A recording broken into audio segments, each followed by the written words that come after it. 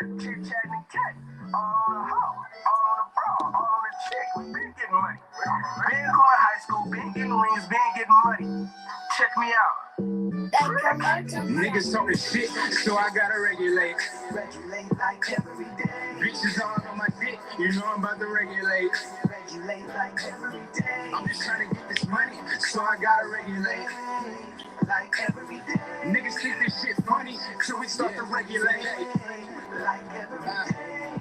It was a cool ass night out in East Oakland. My nigga Bang hit me up and said, what we smoking? I said, shit, my nigga got the jug, it's good. So I hit Lil E, man, I know he got the trick. I got the call, I got it for the paper chase. Niggas acting funny, but I keep a gun on my waist. I don't give a fuck what a broke nigga say. Ever since I was a paper boy, I've been getting straight. It's 16 in the break, but I'm pulling the fold. My little partner flipped the whip and he put it on fold. Say he knocked the new bitch and she giving them dough. I said, E, keep it lit, nigga, get your shine on. Catch me on the east side and I'm blowing tree. When I throw in my hood, bet they know it's me. We outside. I go all out about mine. I'm a killing this shit a long time. Now TK got the freaks, and that's a known fact. Though I put her on the track, told her bring it all back. And she $1 short on her head like ball caps. October rain.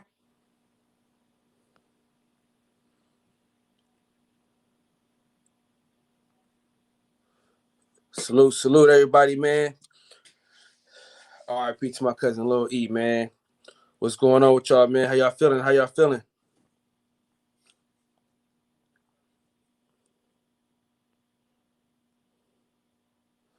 What's going on, man? How y'all feel, man? We waiting for everybody to come through from Fred.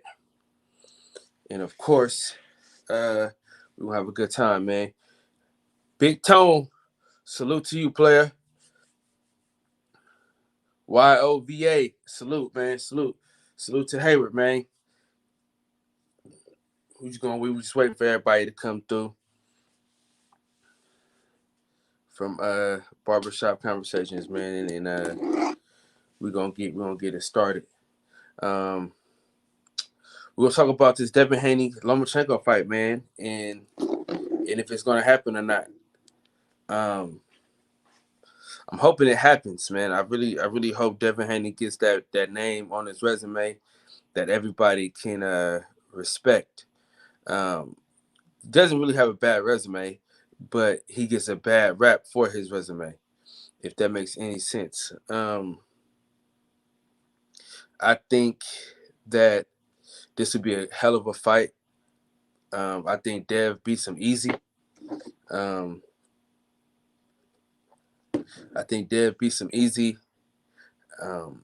He's gonna out jab him, man. He's too long, too slick.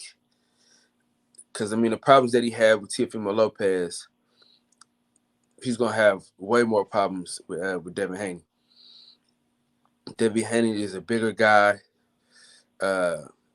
He can box his ass off, man.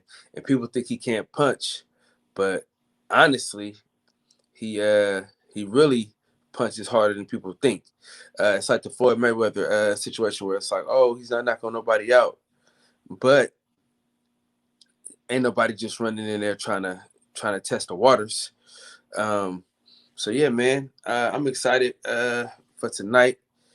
We got a few things we're gonna talk about. We're gonna talk about Claressa Shields. We're gonna talk about the Tank Barrios fight.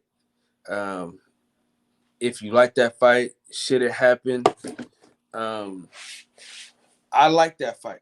I like that fight to happen. I think that's a good fight, man. I like both fighters. It's gonna be a lot of action. I think it's gonna bring a lot of casual fans to boxing. It's gonna make people want to watch boxing more. Two warriors, man, and it's a Floyd Mayweather special. You know, it's a Mexican and a black guy. You know, a black American. You know what I'm saying? Going at it. That is the Floyd Mayweather go-to. You know, when he wants a big fight, he puts those two together. So I think it's gonna be a great fight, man. A lot of punches are gonna be thrown, a lot of hard shots. If it's at 140, that's gonna be good, man. It's not a real title, but it's a title on the line. It's the regular belt, but with everybody shifting and moving on from 140, it's going to open up 140 to Gervonta Davis. To be honest, and I don't know, man. I just think he's going to keep going up and down, man. They're going to play that too. They're going to play that like, oh yeah, I mean, he's a 3-division world champion simultaneously. Even though they're not the major belts, you know what I'm saying, which we want to see him even get. You know what I mean? So that's one thing, man. So yeah, man. If y'all got anything on that, man, put it in the chat. I'm gonna let me go ahead and put the the link in the chat real quick. If you wanna hop on. Shout out to Sir Reggie Owens in the building, man.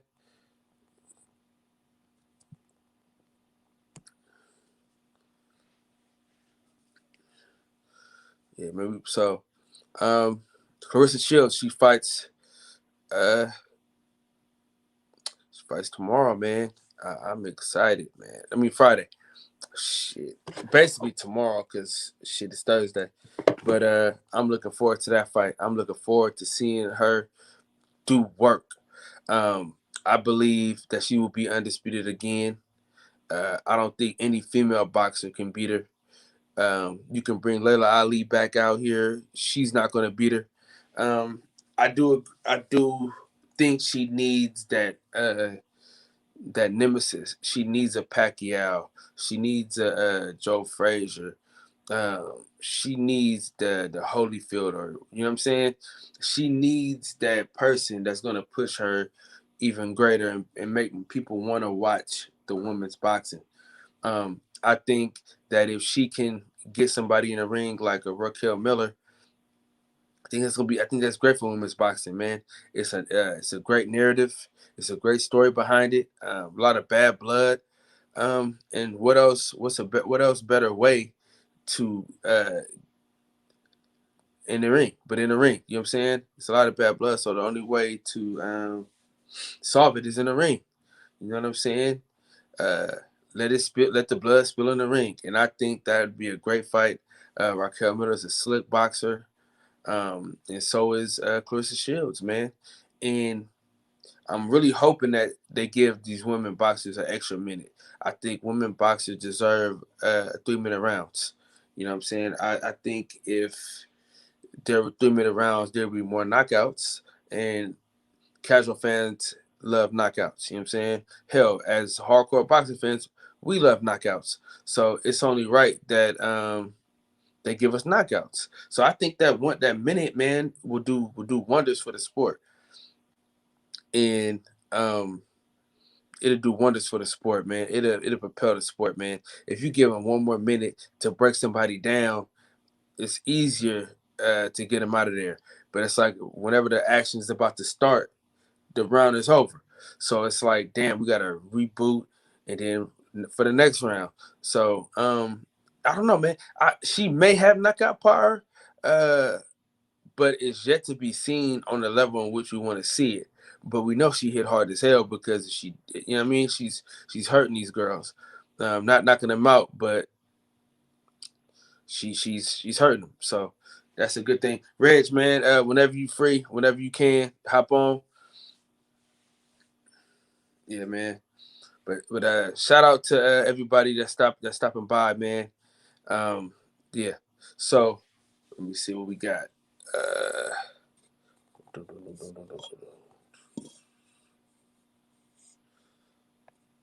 So this is the documentary that I'm working on right now that I got coming out.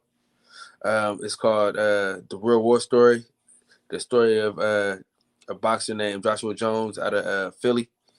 We just go deep into his life, man, and we talk about how he grew up.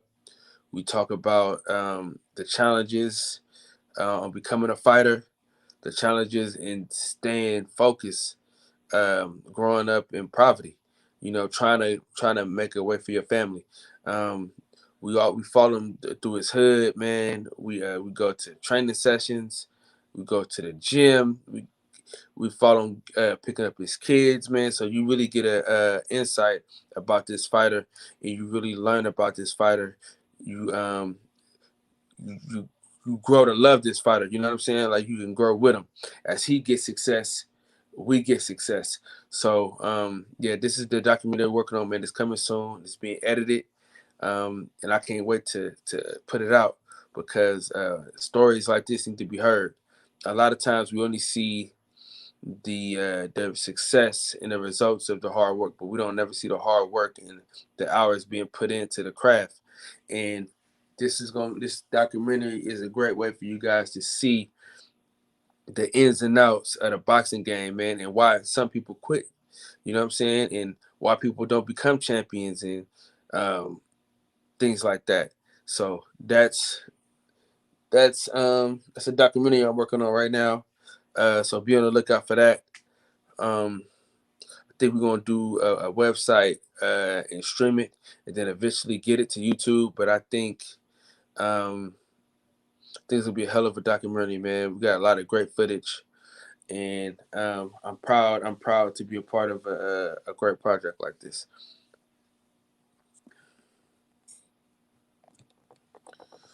All right, man. If y'all want to join the panel, you guys can hit the StreamYard, and we're ready to go. DBid03, salute to you, brother. Peace to you. Copy this right here.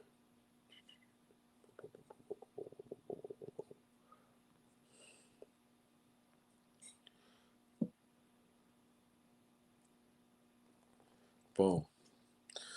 Yep. So the link is in the chat. The link is in the chat. So if you want to get on, you can come on through. Yeah, man. So man, yeah, I'm just excited, man. This weekend is gonna be a good weekend boxing.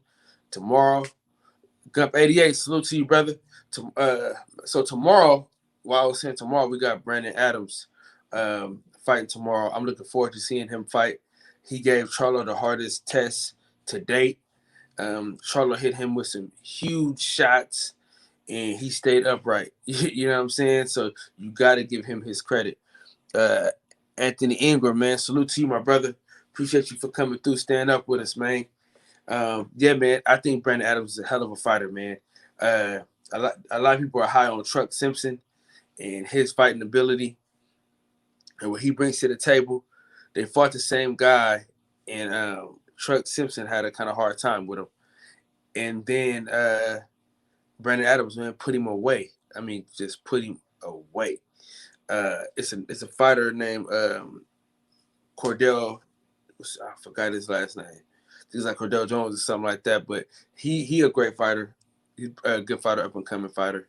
He fought the same guy, didn't put him away, but Brandon Adams put him away. So that says a lot about Brandon Adams and what he brings to the table. If they think he's going to be a pushover for tomorrow, they picked the wrong guy. I think he's going to get the WB. It's the NAB. It's the NABO. So he's going to get that belt, and then it's like a WBC, like a little WBC belt with it. But that's about it. Salute to the sweet science examiner, my brother Tank in the building. I gotta make these banners a little bigger, man. I gotta make these banners a whole lot bigger than this. Let me go ahead and change this real quick, cause all right, there we go. I'm a fan of both Davis and Barrios, so I don't mind the fight at all. Both are WBA champions and both have fan-friendly styles. I'm a big fan of both and their trainers, Calvin Ford and Virgil Hunter too. Man, listen, I'm telling you, dog, like I'm really excited about that fight, bro. Like I know it's like some type of small little belt, but damn. Brian QQ, salute to you. How you say if you can how do you kind of pronounce that? I don't want to get it wrong.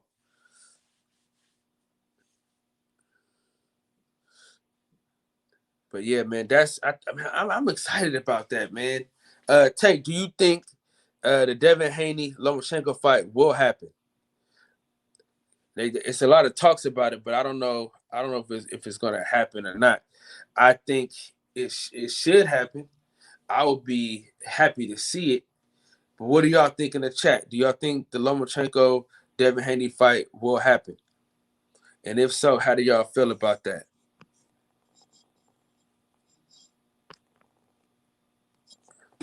This is the topic of the day. Will this fight happen? We've been robbed of so many great fights. So I'm just hoping that we get this fight. I mean, this fight was supposed to happen a year or two ago when Lomachenko won the title from Luke Campbell with a vacant belt, whichever way you want to put it. This fight should have happened right after that. And I'm kind of pissed off that it didn't, because it robbed us of a great moment. I think that fight would have happened. The Teofimo Lopez fight would have happened if the Lomachenko Devin Haney fight first. If that fight happened first, we would have a short undisputed champion. There wouldn't be no other way around it. Mario Borrell stays in Hayward. When he's in camp, I'm going to support him. For sure, man. Hey, listen, I'm not mad, man. I like both fighters. I'm more of a Tank fan because I've been rooting for Tank for a while. DB, salute my brother. If you're ready to join the chat, let me know. The link will be in the comment section, aka the chat. So yeah, man. Listen, YV, I'm really excited about this fight, brother. I'm not gonna lie to you. I cannot wait to see it. A lot of people are mad about it, but I'm not mad about it. The belts, they matter, but I mean they're not really mattering. They're not really matter as much as they should. So if those belts don't matter, then why should I care enough not to like and enjoy a great fight like this? I mean, this is the type of fights that we want right here. This is the type of fight that we've been asking for as boxing fans. We've been asking for this type of fight, and they're giving it to us, so we can't be mad about this fight. In my opinion, it's a fight worth watching. Tank, what's going on, big homie? How you feeling tonight? Feeling good, King. Appreciate you for going live from the boxing section. Salute to everybody in the chat. DB, you already know what it is. South Central Brigade is in the building. Man, this rumored or possible fight between Gervonta Davis and Mario Barrios. Hey, Big Tank, it does interest me. Before you get to the Mario Barrios Tank fight, the topic is Devin Haney, Lomachenko. Will that fight happen? If you can answer that question first, and then we can get into that. We can get into that great conversation about Tank and Mario Barrios. I think that's going to hijack the show. But will this fight happen, in your opinion? I have no confidence in Lomachenko making a fight with Devin Haney. He has showed little to no effort in the past in getting any kind of work done, paperwork wise. He does a lot of talking in the media, and lately he got some Twitter fingers and started typing some stuff because he has been rendered irrelevant when it comes to the 135-pound division after losing to Teofimo Lopez. And now when you hear people talk about the 135 division, whether it's ESPN, Fox, The Zone, or anyone else, they're not saying his name anymore. They say it's all about the new four, Ryan Garcia. They say Devin Haney's name, they say Teofimo's name, and they say Gervonta Davis's name, and his name has been left out. So I think that he's making the move to back to the conversation. Oh, your mic. I can't. So until I see him, until I hear that he's doing something serious about making a fight with Devin Haney, I'm not paying it too much mind. I don't believe it. For sure. Neither do I. Neither do I. Neither do I. It's great for a conversation build. You know what I'm saying? But I don't see it going down. I really don't. Rap star, all the way from the UK, man. What's happening, brother? Hey, man, I got to come and show you support, bro. I see you cooking this boxing every day, bro. You on this shit, man. Appreciate you, man. Appreciate you. And what we cooking today, bro? Okay, so right now we talking about Devin Haney, Lomachenko, right? Will this fight happen? This fight has to happen, bro. And let me tell you something. This fight ain't that hard to make. You guys have got to remember this. Eddie Hearn's already got a relationship with Lomachenko. He made the Anthony Crolla fight for him, and he made the Luke Campbell fight under his banner. So if you're talking about Eddie Hearn's relationship, he's already got a business relationship with Lomachenko. So this fight, I think it's a must fight, TBS. You know, a lot of people have been showing hate on Devin Haney since he got in position, and they call him the email champion. Well, this is the situation where he can clean it up. This is the time that Devin Haney can show the world that this is the real deal, the dream Devin Haney. And, you know, if you ask me, I will promote this fight with the dream Devin Haney against the nightmare Lomachenko, because only thing can happen is that Loma can stop his dream. Now, this is the boogeyman of the division. Lomachenko is a very experienced fighter.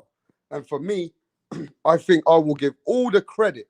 If Devin Haney gets this fight, I will give all the credit to Devin Haney for stepping up and taking a real fight with Lomachenko.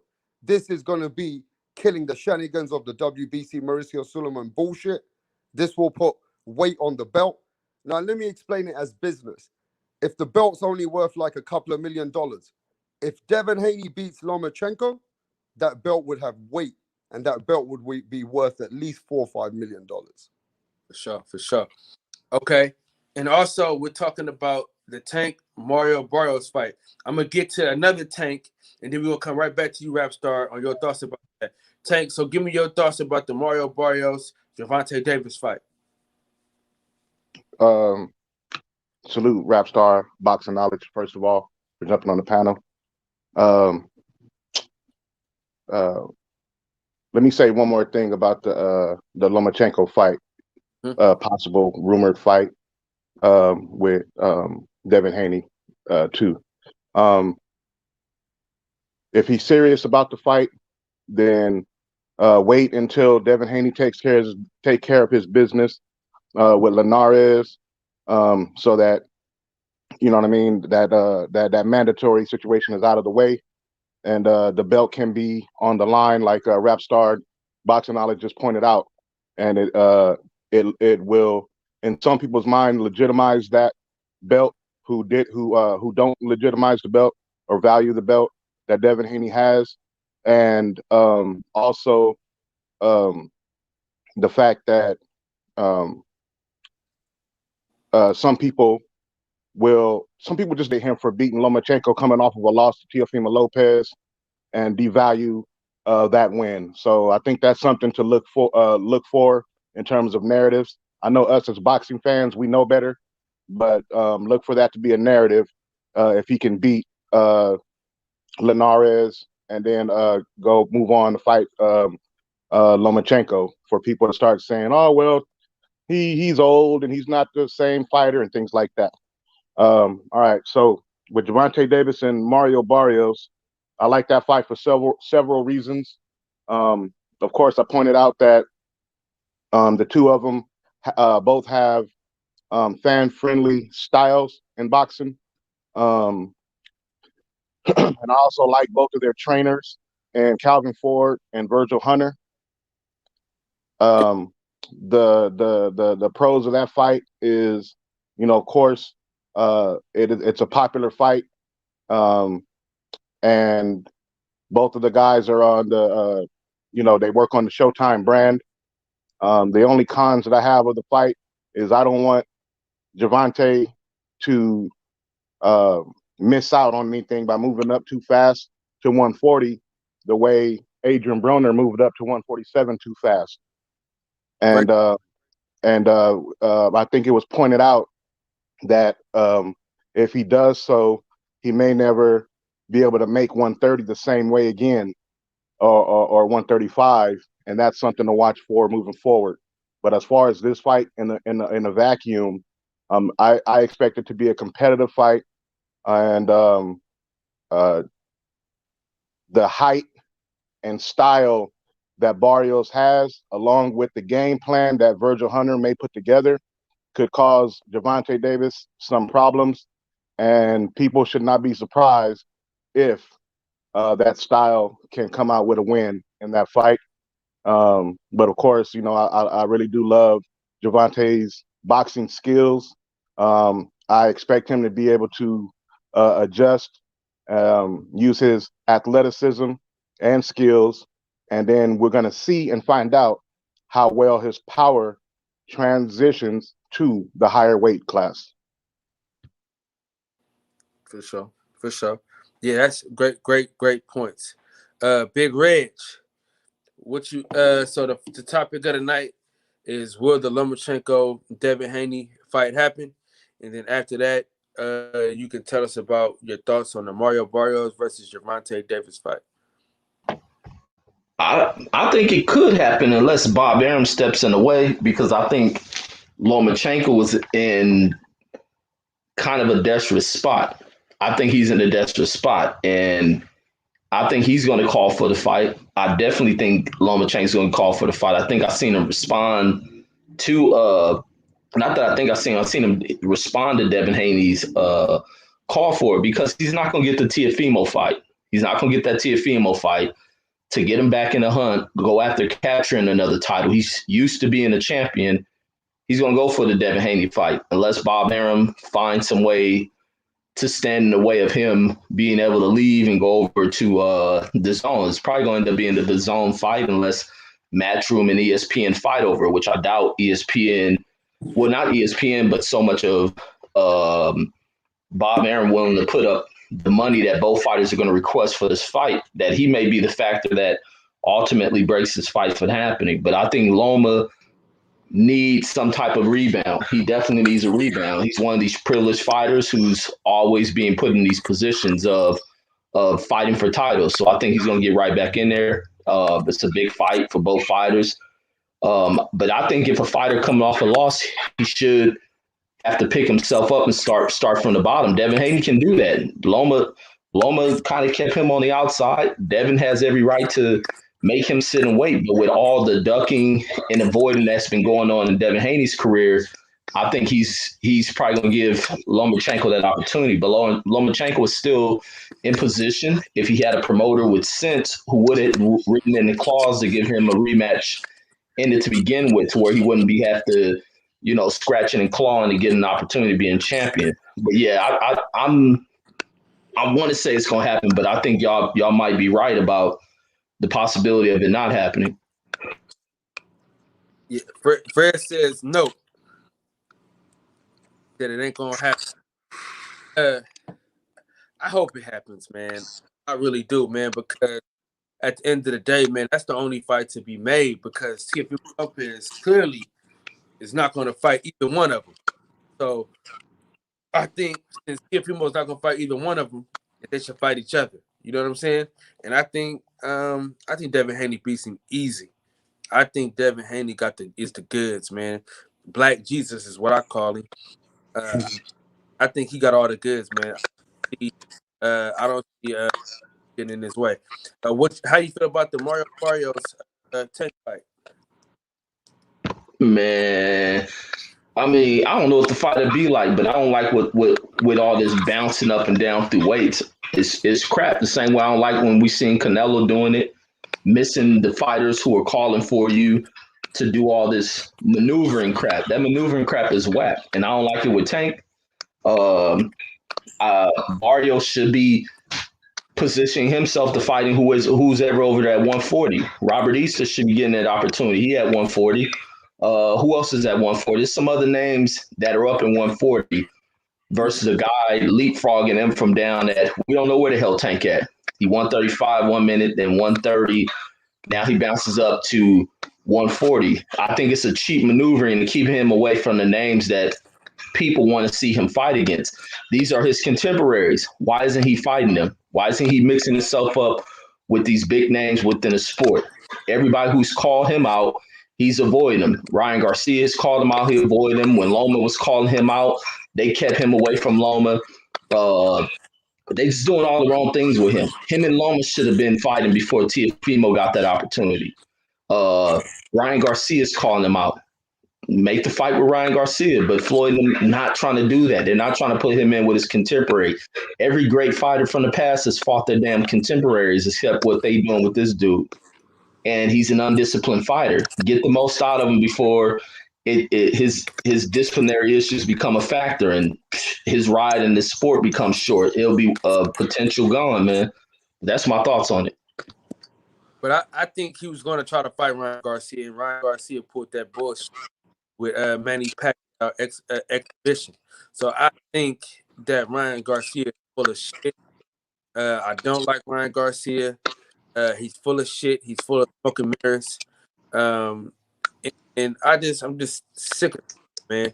But as the fight though, is that a good fight to watch, boxing fan? I don't know. I ain't never been one willing to watch no Barrios. I want to see Tank fight everybody who's calling him out. I don't remember Barrios ever calling Tank out. And then moving down to 130, Tank's fighting these fights to where it's easy, predictable of who's going to win the fight. Tank's favorite in those fights, but amongst this current class of fighters, it's hard to detail who will win. They're 50-50 fights. Those are fights I want to see. Him and Barrios may be a 50-50. Barrios being a much bigger dude than him and all this other stuff. But a lot of times what they find out of when fighters are moving into the divisions to try to take risk, it's expected for the bigger guy to win. And if they take the loss, then it's an easy fall. It's easy to absorb from those losses and kind of rebound from them, then losing to one of your contemporaries. And many of the people, you take a little bit of a harder bump and the bruises last a little bit longer when you lose to somebody within that same realm of where you should be fighting at, being that your contemporaries who you're supposed to be campaigning with. They, you begin a position, you get viewed and positioned down lower amongst that group. And I think it's whack with what Floyd and them are doing. All right, Tank, what you got to say about that?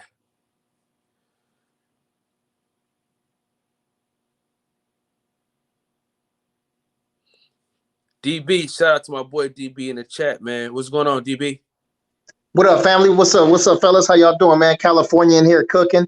Man, listen. Reggie just spoke on it, and Tank, or Reggie just edified Tank and what he was saying. I agree with those. I want to start with 140. I want to go up top first. First things first is Josh Taylor and Jose Ramirez are going for the coveted not unification. What do you call it? Not the unification, but undisputed. So with that being said, and Mario Barrios is the WBA regular champion, he should be lobbying and vying for a position to go after that right there, right? I think he's got the what's the Dominican name? Albert Puello is the interim champion for the WBA. So y'all need to be clearing out this first. You should be fighting against Albert Puello first and putting yourself in a position to go for undisputed for the winner of Josh Taylor and Jose Ramirez to be a mandatory. He just had a fight. Mario Barrios had a fight against Ryan Carl back in October, and it was, I didn't see anything special. And before that, I didn't even know Ryan Carl. I just looked it up because that was the fight. But before that, he's fought a bunch of dudes with the last names of Lopez, Gomez, and Valdez. And, he doesn't look like anything special, which is probably the reason why they are going after this dude. But with this dude being a dude that cuts down to 140 pounds and he's 5'10" or 5'10 and a half, like Fred said earlier, I think it's a bad matchup for Tank. He's got power. He's got power at 130 and 135. But to move up to 140 and to fight a dude like that, it's a bad choice. And if Tank goes in there and loses, then that takes away all of the luster from him fighting against the so-called other three of the four horsemen, against Ryan, Devin, and Teofimo. DB, hold on, bro. Hold on, Yeah. hold on. Yeah. Hold fuck on, cuz. Who is this, bro? That's Reggie homie JT, man. He be over on Reggie channel and shit. I'm sure that's him.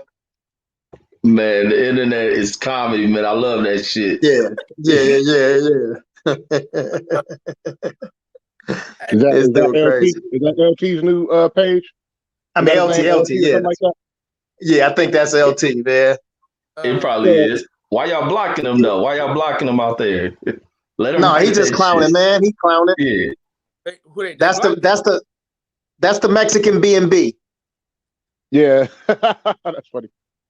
Let him live. Let him live. He don't mean no harm. He just clowning.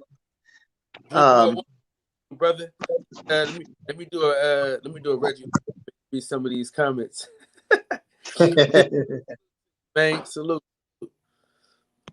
Ah, man. You are the racist. Hella funny. My bad, DB, bro. Go ahead. Oh no, it's all good. Yeah. I'm just enjoying it with y'all, man. But anyway, man, I think that's the business at 140 first before we start to talk about everything else that's happening at 135 and 130. At 135, I think at 130 and 135, there's so much for Tank to do. I don't know any boxing fan that asked for this fight. I don't know if it's in Floyd's business plan or if Tank is asking for what he believes to be a soft touch, but this guy has no name cachet. So there's no reason for Tank to be trying to do this other than to say that he was a 3-division world champion. But there's tons of names for this dude. If he wants smoke, there's Teofimo, there's Ryan Garcia, there's Vasyl Lomachenko, there's Devin Haney. Shit, it's an easy fight for them to make against Rolly Romero. And at 130, he got plenty of smoke. There's Oscar Valdez, there's Jamel Herring. What's Lil B-Hop's new name?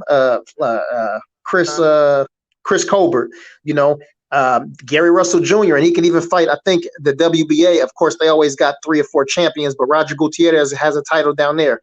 Plenty of smoke for Tank at 130 and 135. So, again, as Fred was saying too before, man, nobody's asking for this fight.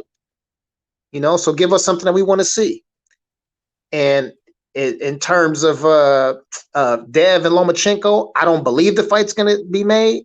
But if it is to be made, because if Lomachenko was the one who initiated the conversation, shout out to Drink More Water. What up, Drink? I think it may be Loma's desperation, his thirst for attention, and that anguish for not being mentioned and recognized as a pound for pound guy, or just having his name kind of fade into the background. You know what I mean? But for me, since these guys don't want to fight Dev, and only guys who seem like they're willing to take the fights are Linares and Fortuna, I think those are viable options for Devin, and they keeps him busy until these other bigger names are available or ready to fight him. That's my piece. Yeah, but they say the Linares fight is not etched in stone, so I'm hoping that they can give us this this Lomachenko fight, man. That's the hope that we hoping for real. D-Walk, Yeah, man. I don't believe. Right, man. What you say, DB? No, I'm saying, like, I know a lot of people don't want to see the Linares fight or the Fortuna fight. Man, listen, I think if those guys are available, we can't be, when I say picky with fights, I'm not talking about the Tank versus Mario Barrios.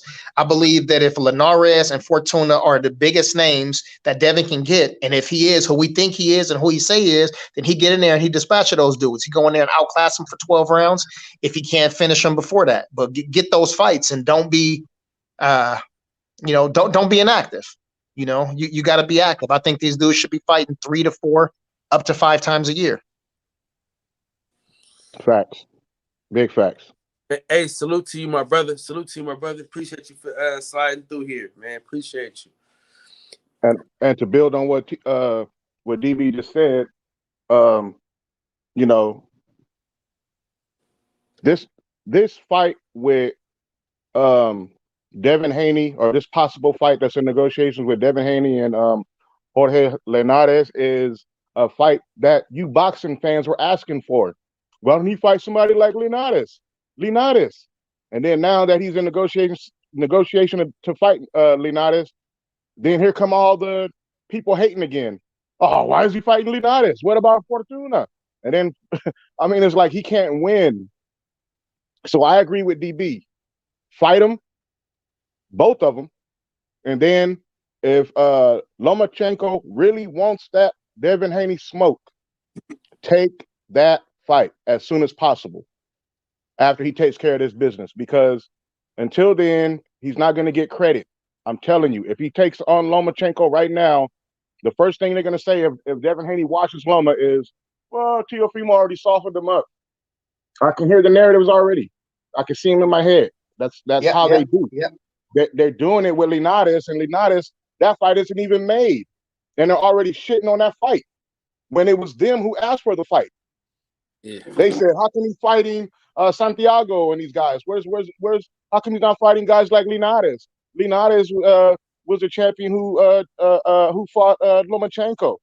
And now these guys are coming out of their witness protection program and blowing their covers and coming out of the woodwork, Fortuna and Lomachenko. Hey, what about us? Hey, man, look, now it's time for y'all to wait your turn and let the young King Devin Haney take care of his business. And then wait your turn. You know what I mean? You got guys like Teofimo Lopez himself coming out. Well, how come you won't fight guys like Linares and Lomachenko? And how come these guys are not fighting each other? Now he's taking the initiative to fight these guys, and now people are shitting on the fight before the fight even gets made. You know what I'm saying? And as far as his take on Gervonta Davis, I agree. There's way too many names at 130 and 135 to be passing up if you're Mayweather Promotions. I think it's two different arguments and two different conversations to talk about a potential fight between Gervonta Davis and Mario Barrios versus the way he's being moved by his promotional company. That part I don't like, because last time I checked, there's a guy named Shakur Stevenson down there at 130. Yeah, that's a huge fight. Yeah, that's a fact. Last time I checked, there's Chris Colbert Primetime down there. You understand what I'm saying? Oscar Valdez, who just got off of the hottest fight in his career. You see what I'm saying? Like, there's no reason for these guys not to find places for Davis to fight.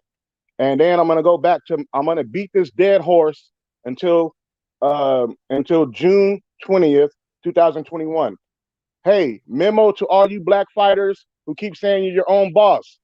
June 19th ends up on a Saturday this year, 2021. Yes.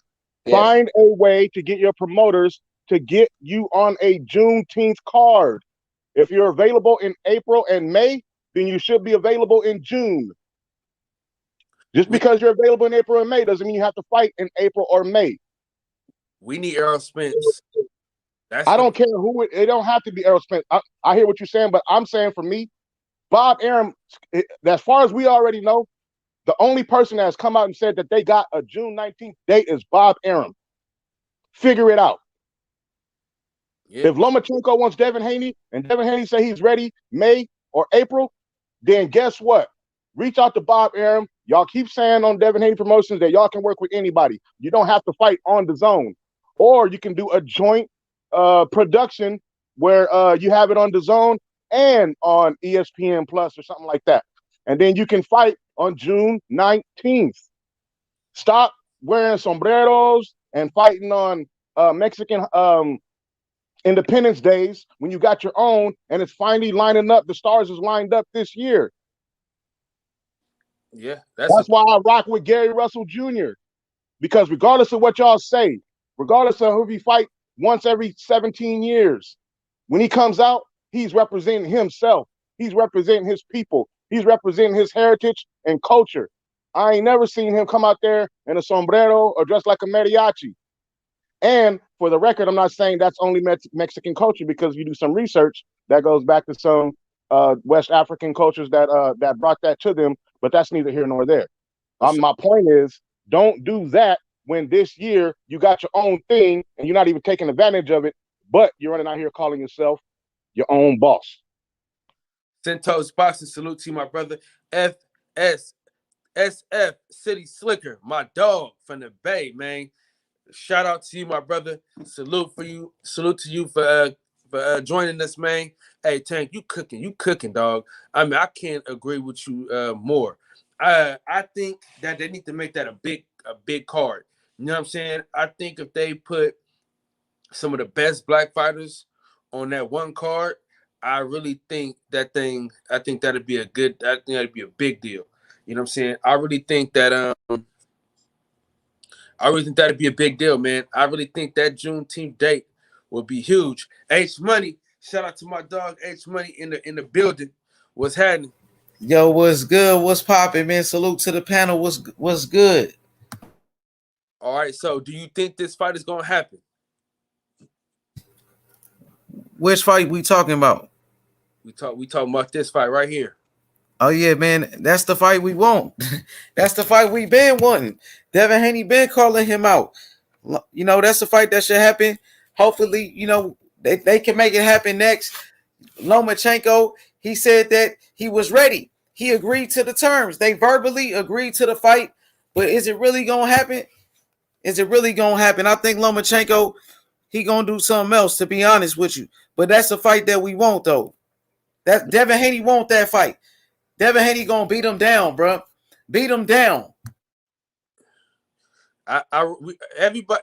Listen. Because Teofimo is not gonna fight him or Devin Haney. So that's the fight that has to be made. That's really the only fight to make right now, because Teofimo has tucked his tail between his legs. And if Lomachenko is as good as everybody says he is, if he's pound for pound like everybody claims he is, he has to fight Devin Haney. I mean, there's no way around that. He gotta fight Devin Haney. Yeah, that's what's up. And you already know I like that. Okay, that's now, what it is. How do you feel about Gervonta Davis, Mario Barrios fight? Yeah, I kind of like that fight. I like that fight right there. That's a good one. That's a good one. I heard Floyd been bragging. Floyd been saying that's the next Oscar De La Hoya versus Floyd Mayweather type of fight. Some people say Mario Barrios, he's better than Ryan Garcia. Some people say he's the next Oscar De La Hoya, undefeated, trained by Virgil Hunter out of Oakland with Andre Ward in them. You know what I'm saying? Hey, listen, Mario Barrios ain't no hope. And Devin Haney sparred him. Devin Haney told me that. He told me that, like, yo, I spar Barrios. Barrios nice. So Tank better watch out. That's a good fight right there. I'm fucking with it. Yeah, I'm excited, man. I'm excited to see it. Fred doesn't like that fight. I love that fucking fight. I mean, DB, I know we didn't ask for this fight, but I'm not mad that they presented this fight to us. This is a fight worth buying.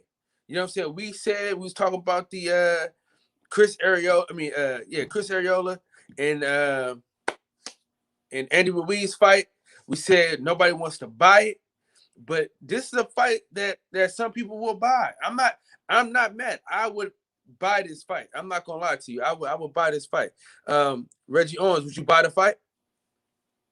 Man, I'm the worst person to ask that shit. It's so hard for me to boycott boxing because I fucking love this shit. I ain't gonna be propping and promoting none of this crap because I said I wasn't gonna buy the zone, and I sure got it, man. But I'm just a fiend for boxing, man. So, but I watch it because you always want to see the results of what comes out of a fight. You're intrigued by seeing two guys go up against each other. But when you look back up upon the legacy of some of these fighters, a lot of these fighters aren't achieving that. And that's the whackness of it. And especially with all the names that was named that Tank should be fighting.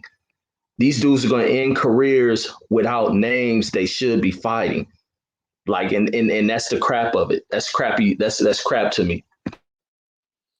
For sure. Tank, what you think about it? Would you buy it? I usually buy it. It depends on the card. You know what I mean? I don't really buy main events. Like, I think that those are, you know what I mean? Those are things that it has to do with the card. But I'm gonna watch it 100%. You know what I mean? I'm very interested in watching this fight, and so, like I said, I want to see the fight. These two guys fighting is not a what do they call, like a fight that people just think that Gervonta Davis is supposed to just walk through this guy and beat him up. Mario Barrios can fight. You know what I mean? May not have any special bells and whistles and special effects and things of that nature, but he can fight. And like I said, when you have a good trainer that's a boxing brain behind you, he can come up with a strategy for you to utilize what you do well. And Virgil Hunter, he can do that. You know what I mean? He has some things to work with. As long as Mario is not a fighter that can't take punches, and you know, he seems like he's smart enough to follow a game plan. You know what I mean? I think it's intriguing also because we got to see if Gervonta Davis's power transitions to 140. That should not go understated. That is something that we should be all looking forward to seeing, if that power that everybody talks about transitions all the way to 140. It's one thing to knock out guys at 126, 130, 135. And remember, he only fought one time at 135. And yes, he knocked Gamboa down multiple times, but he did not get the stoppage until the 12th round. So, you know, these are things that we want to keep an eye on, and will Virgil Hunter put together a game plan where he gets Mario Barrios to fight when Davis is trying to get his second wind, or fighting when he don't want to fight, as they say. Those are things that are intriguing about this fight. And I'm telling y'all, do not be surprised if Mario wins this fight. Just like we shouldn't be surprised if Davis can his power transitions, because we've all heard that Pop, you know, he's in there sparring guys like Red Catch at 147 and dropping them in sparring. So, you know, it's intriguing to me. So, H Money, do you think his power carries to 140? Man, I want to say this first. I agree with Tank. Tank just broke it down perfectly, bro. You know what I mean? Mario Barrios, he got a chance, and he's a very good body puncher. He got power, and you can't underestimate Virgil Hunter. Not at all. You know what I mean? So this is a dangerous fight for Tank. And Tank got power. You know, 140, I think, is pushing it, because Gamboa went 12 rounds with one leg. Now, he had a torn Achilles, and he kept getting back up. And we seen how Terrence Crawford knocked out Gamboa in 9 rounds, bro. And that was an undefeated Gamboa. So I don't think Tank power will be the same. It's not going to be the same. But he still got power, but it's not the same. If you had to bet your money, who you betting on? I'm going to go with Tank right now. You know, TMT, TBE. You know what I'm saying? Money Mayweather, bro. You feel me? Okay. DB, if you had your money, who you picking in this fight? I don't know, but I don't care. You know, the big homie Fred said this before. You can only call me a nigga one time. So the fight doesn't move me the same way it does for some other people. I have other options. I have another sport that I can watch on Saturday nights, and I can get the recap and the replays for free on YouTube. But Leonard Ellerby's disparaging comments about the fans, I will not spend my money on that right there. And like Drink More Water said in the comment section right there, Big Tank said he would purchase the fight based on what the entire card looks like. But exactly, when the undercard is going to look like Lopez, Vasquez, and Hernandez, and not that there's nothing wrong with those, but they're going to be a whole bunch of people that we never heard of, and we don't know what kind of talent and skills they have. So, I'm just not going to give my money to some unknown, to some X factor. Do I believe that Tank's power is still there? Yeah, I believe his power is there, but I believe that having that extra weight on is going to compromise his cardio. So He can do some damage in the first 3, 4, maybe 5 rounds, but I believe anything after 5 rounds, he's going to start slowing down significantly. And so first half of the fight, I'll favor Tank. Second half of the fight, I would favor Mario Barrios. And my second thing is, too, Tank, a more interesting fight is maybe a rematch with Leo Santa Cruz. It was a good fight until he got knocked out. Or Tank needs to be going for the DMV supremacy by facing Gary Russell Jr. So those are fights that I want to see. I like to see Tank versus Gary Russell Jr. on Juneteenth. For sure. That's a hell of a fight on Juneteenth. Salute to my dog JB, man. Join the panel, man. Salute to you, my brother. He was responsible for the most epic clip in the boxing section history. So shout out to my dog.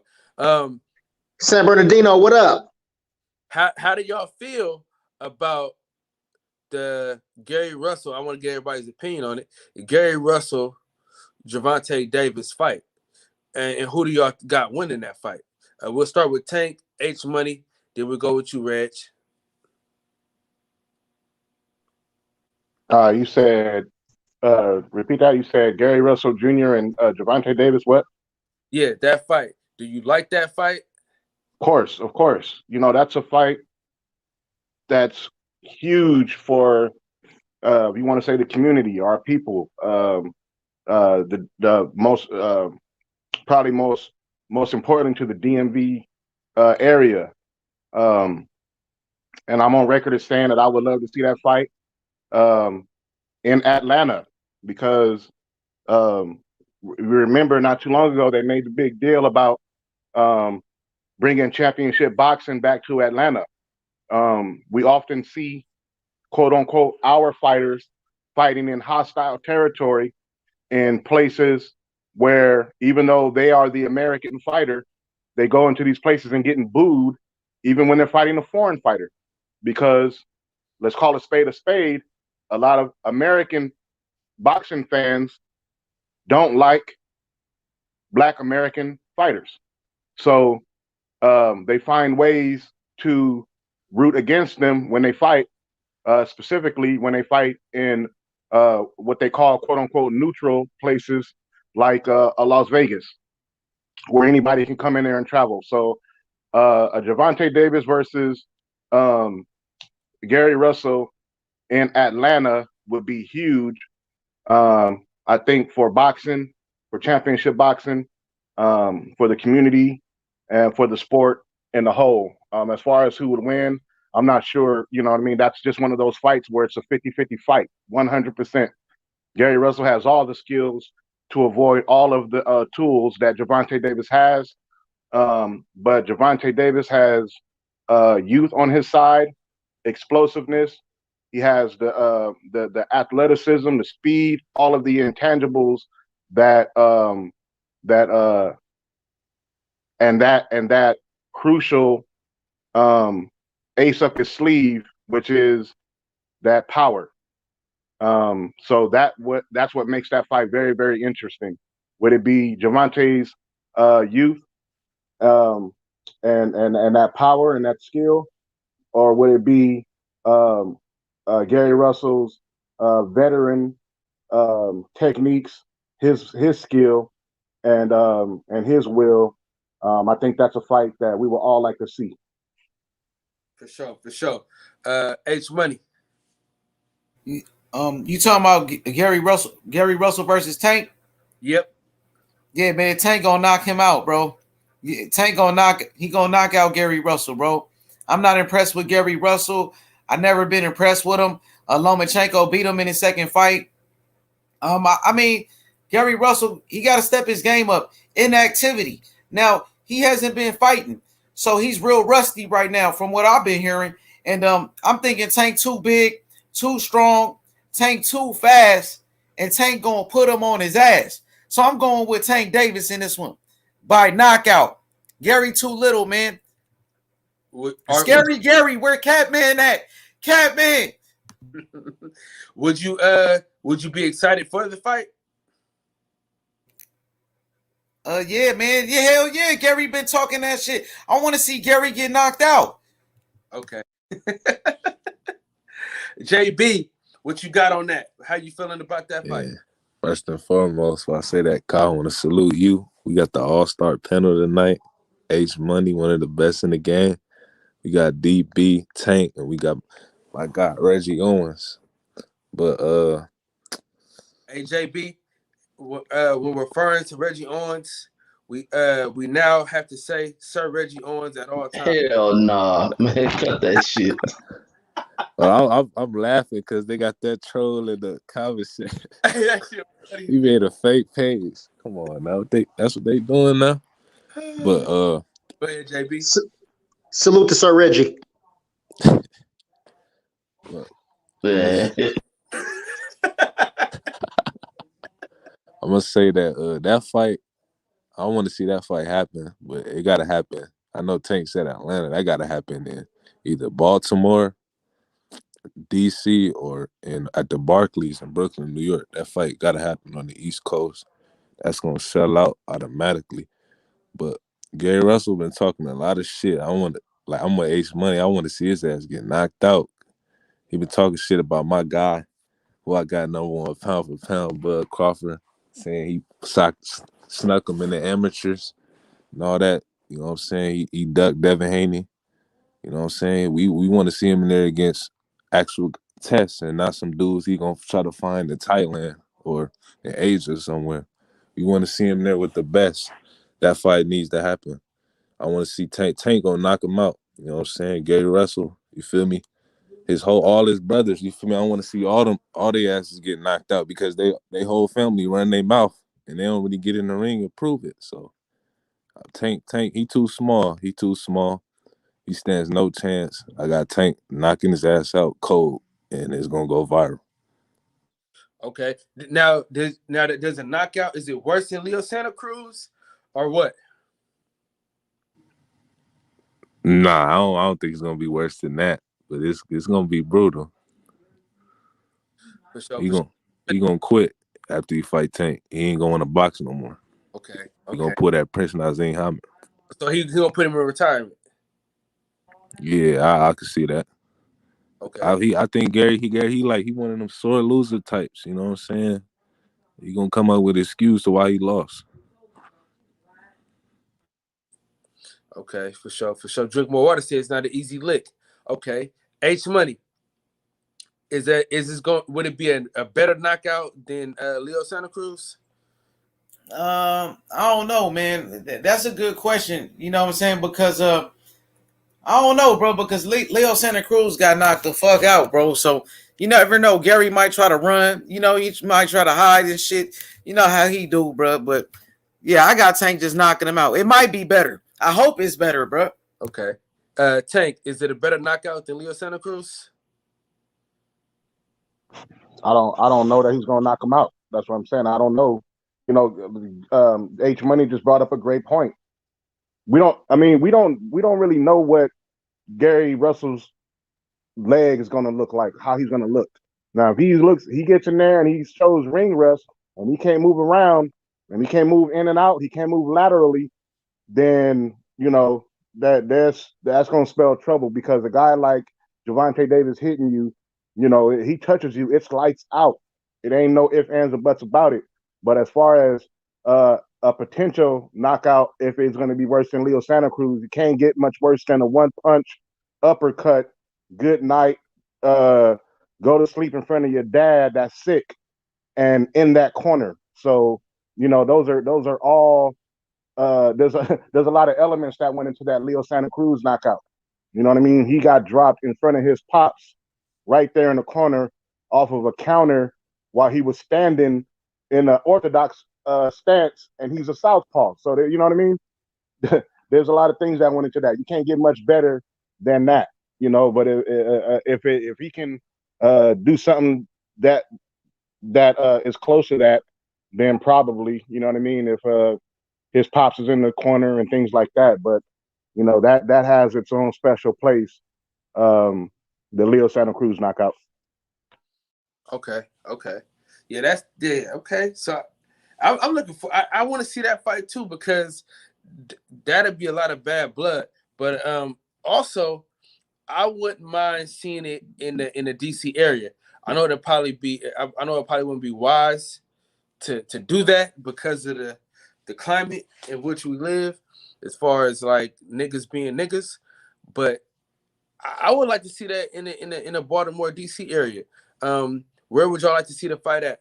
Tank, you said Atlanta. So Reg, where would you like to see that fight?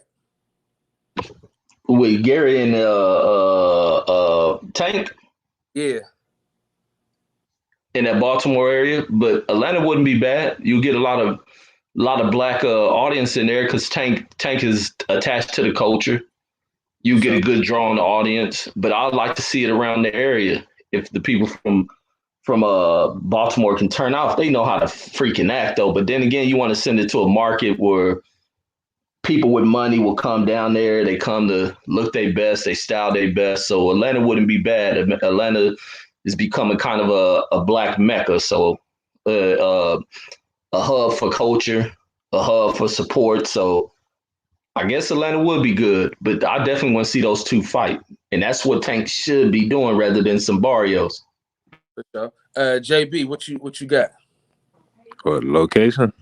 Yeah, location. Yeah, like I was saying, Baltimore, DC. It gotta be. I feel like it gotta be on the East Coast because I feel like that's where they're gonna draw most of the revenue. I mean, if, like you said, we don't really know what the climate gonna be as far as with this COVID and the situation with that. But if everything do go back to where the public and all that, they ain't really worried about that, the mask and everything, I would want to see that fight in DC, Baltimore, or at the Barclays in Brooklyn, in New York.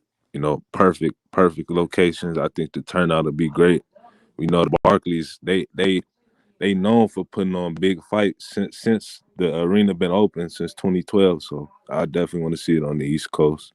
If we can't get it in Baltimore where Tank is from, or DC where Gary is from. So yeah. For sure. DB, where would you want to see that fight? Probably in Des Moines, Iowa, or somewhere like that. Maybe Portland, Oregon. What about Idaho? Don't be so hard on yourself. Oh man. I'd like to see the fight. Yeah, I believe them. The same thing. Tank started off, and I believe the DMV, because that is a fight for DMV supremacy, or in Atlanta where Tank has already built a bit of a fan base, and you know that they call it Black Hollywood. Reggie mentioned it too. They come out with style and fashion and pizzazz, and a place where they're going to actually get a chance to exemplify like supporting blackness. You know, I like that. But you know, a shameless plug, man, for the Staples Center. You know, I'm representing LA all day.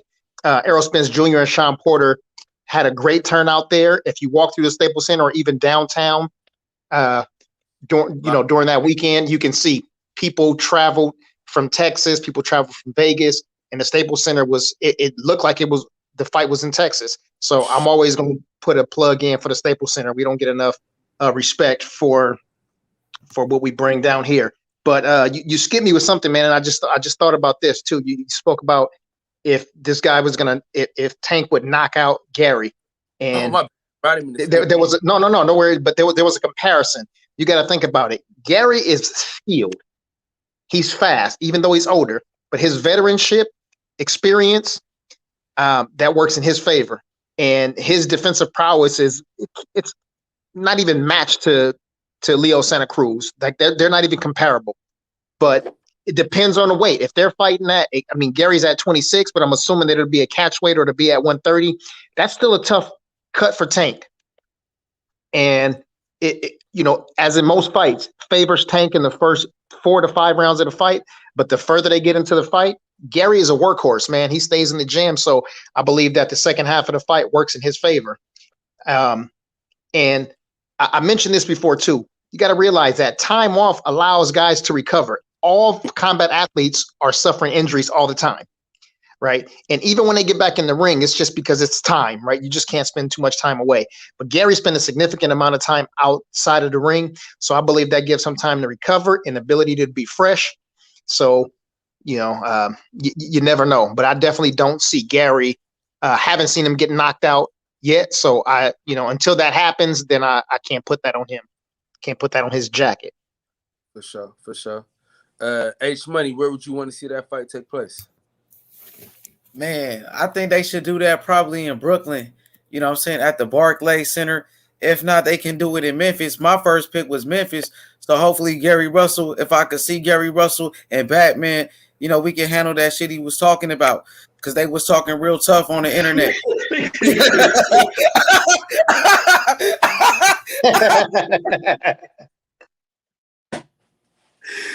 Oh shit. Oh shit. Yeah. Yep. That's it. That's all I had though. You feel me?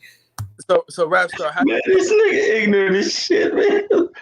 Yo, what up, Professional shit. This the new improved professional H Money. My phone died. Yeah. So, you know what I mean? I had to come off. Hey, after 12, professional H Money is gone, nigga. Hey, nah, it's cool, but nah, Batman was talking tough. We can just box then. Come on, man. I've been throwing hands my whole life. Hey, listen, H Money, Batman's about 275. I'm gonna beat his ass. I'm gonna knock him out, You bro. must be I'm about gonna knock him out. 165, bro. It don't matter. I'm gonna knock him out. I'm gonna beat his ass, bro. So I want to fight him. So that's what we gonna do. Shit, So we man. can set up our fight, me and Batman. That's what we can do. Oh shit. Oh shit, bro. That's funny as fuck. Hey, Rap Star, would you What want up, bro? that fight, Tank versus Gary Russell? Hey, man, before I cook, man, salute to the chat. Salute to the panel. And yeah, man, I want to watch all the fights. But look, at the end of the day, I don't know, man. I think I'm interested in this Mario Barrios fight versus Tank Davis. I think Tank's trying to achieve greatness with a 140-pounder. You know, Mario Barrios has shown us that he's got some power. He's a 5'10" guy. You know, he's a tall dude. I mean, that's a hard fight for Tank. That's not an easy fight for him to go up to a super lightweight and fight Mario Barrios. I mean, I haven't seen much from Mario Barrios apart from the fight versus Velicico, and I think the other guy's name was something Carl Ryan or something like that. So, but both of the fights, he knocked them down, bro. So, you know, he knocked him out with a body punch. So I think Mario Barrios is a strong dude. I'm more interested in Mario Barrios versus Tank Davis than Gary Russell, Tank Davis. Now, I know Gary Russell, Tank Davis is a big fight for you guys in America because one of them's from Baltimore. Where's Gary from? DC. Yeah, DC. I think this Baltimore DC shit it kind of hypes it up. So from what I'm seeing from the outside in, is that a bigger fight than Mario Barrios and Tank? Or is Definitely. Gary Russell and Tank bigger than Mario Barrios and Tank? Gary Russell Tank is way bigger. In America, right? It ain't even close. Okay. Yeah, it's a huge fight. That'll be a huge fight. Okay, yeah, I mean, it's a huge fight, but let's be honest, he's pulling up Gary Russell from 126 again. You know, Tank Davis is a much bigger guy than Gary Russell. Yeah, you're going to go by the IQ, the age of Gary. You know, that also can detriment on the, you know, in the fight. Gary's not at his prime, I don't think, anymore. I think Gary at his prime was a couple of years ago. I mean, Gary's been inactive for how long? I know somebody's going to tell me over a year, right? Most likely. Yeah, It's about a year. I think this is a bad matchup for Gary Russell. I really do. Look, I'm a Gary Russell fan, but this is a bad matchup for him. This is what I think. And, you know, I normally predict fights right. I reckon he'll go to sleep. I reckon Tank Davis will put Gary Russell to sleep, bro. That's just my prediction. Facts, Rap Star.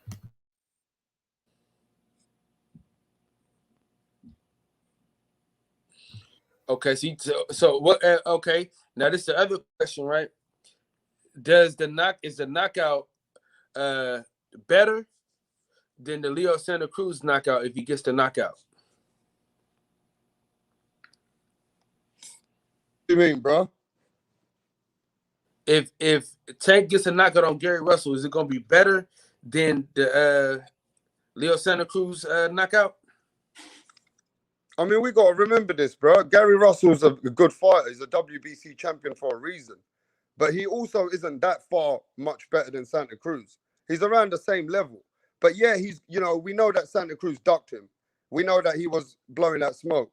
But what we got to recognize is, you know what I mean, how much credit you want to give Tank Davis for knocking out Gary Russell? I mean, how much credit do you guys want to give him? I mean, this guy's a smaller dude. He's got a smaller frame. He's coming up. Last time I checked, Gary was 32 years old, if I'm not mistaken. I mean, is he going to get a lot of credit? I mean, from Nah, me as you a right. hardcore, let me just say this, from me as a hardcore pugilist fan, I cannot give Tank Davis the maximum credit for beating Gary Russell. I can't. But Gary Russell only got one loss to Lomachenko, so I mean, you got to give him some credit, though. I I do believe. give him credit, but not that much more than Santa Cruz, like TBS is asking me for. So, do you give him more credit for knocking out Mario Barrios? I do, because it's a bigger dude, bro. This is where Tank Davis is challenging himself, bro. He's not bringing out nobody small to try and achieve greatness. He's facing a man who's bigger than him.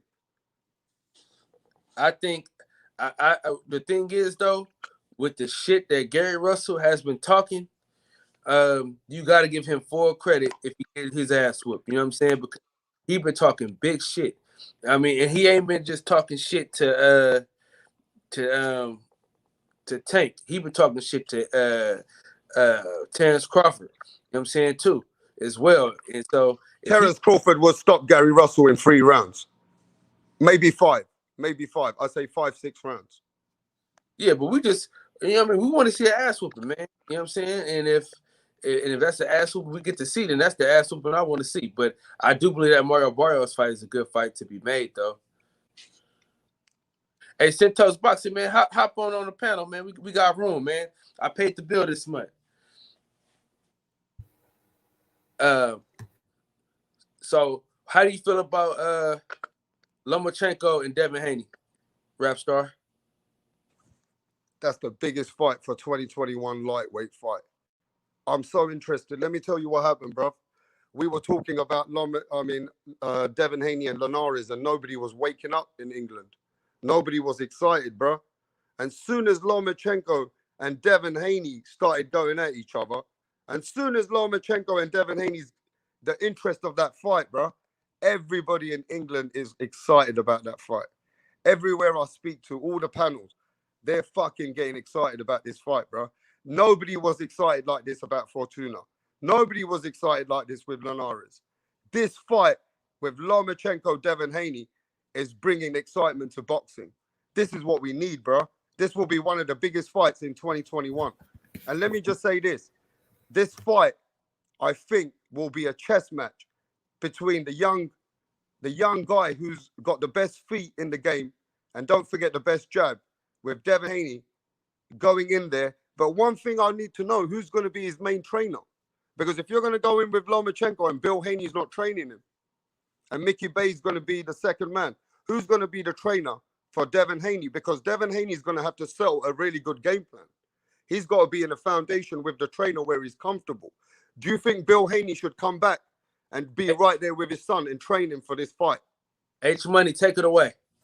Well, I'm gonna say this. I am excited about that Linares fight. I think me and Rapstar, we talked about that, and that's the fight that Bob Arum was talking about. So Bob Arum said if Devin Haney wants to fight Teofimo Lopez, he needs to fight Jorge Linares first. So we ready to make that fight happen. If Lomachenko steps up and takes that fight, he had an opportunity to fight Devin Haney in the past, and he vacated his belt and dug Devin Haney. So is Lomachenko just clout chasing now because he has no other fight? So now you want to send a tweet. You want to say you agree on the internet, verbally agree to the fight. Now we want to see you make it happen. Now you fall into the Gary Russell footsteps. You know what I mean? So now let's make it happen. Devin Haney gonna beat his ass, and guess what? You know what I mean? Linares can get it too. Javier Fortuna, the whole lightweight division, including Gervonta Davis. You know what I mean? It's Team Haney, free smoke. You know, it's free smoke straight out of Oakland. The best is Andre Ward, my boy. The next Mayweather, Devin Haney. You dig? Yeah, but who should train him, H Money? Who should train Devin Haney for the Lomachenko fight? I mean, me personally, you know, I recommend John David Jackson. John David Jackson is the best trainer in boxing. He has Clarissa Shields, undisputed champion, fighting this Saturday for another undisputed title. So he had Sergey Kovalev. Kovalev was a great champion. You know what I'm saying? He had great fighters like Bernard Hopkins, Randall Bailey, Shane Mosley, Nate Campbell. You know, so come on, man. John David Jackson, hands down, the best trainer in boxing.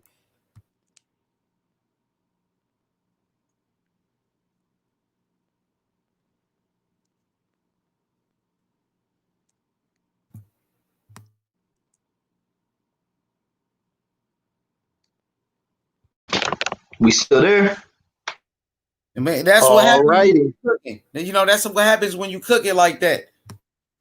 Hey, you know what I reckon though? I reckon Bill Haney should step back in with his son because this will be a crucial fight. Nobody knows his son better than Bill does. You know, with Mickey Bay, they already knew a game plan for Lomachenko 2 years ago when they were already calling him out. When they were in position, Bill had a game plan. I think Bill Haney should come back into the game for his son, for Lomachenko. Well, Bill Haney has retired, so he's focused on the business. He's been doing a great job promoting. So, you know, Devin Haney, he's gonna get a new trainer by the name of I'm not sure. Devin Haney's gonna pick. At the end of the day, I'm not sure, to be honest, because I can't say who it's gonna be. I can only give my opinion. But you know, I'm thinking Devin Haney's gonna make the decision at the end of the day who his trainer is going to be. If it's going to be Roy Jones Jr., Floyd Mayweather, John David Jackson, I don't know. You feel me? Can I go after H Money? Yeah, real quick. Let me get these shout outs out the way. Team Boxing Fan 423. Salute to you. Hustler Slim, my dog. Salute to you as well, my brother. Go ahead, finish up H Money. Yeah. Then we're gonna go to Tank, JB, Reg, DB.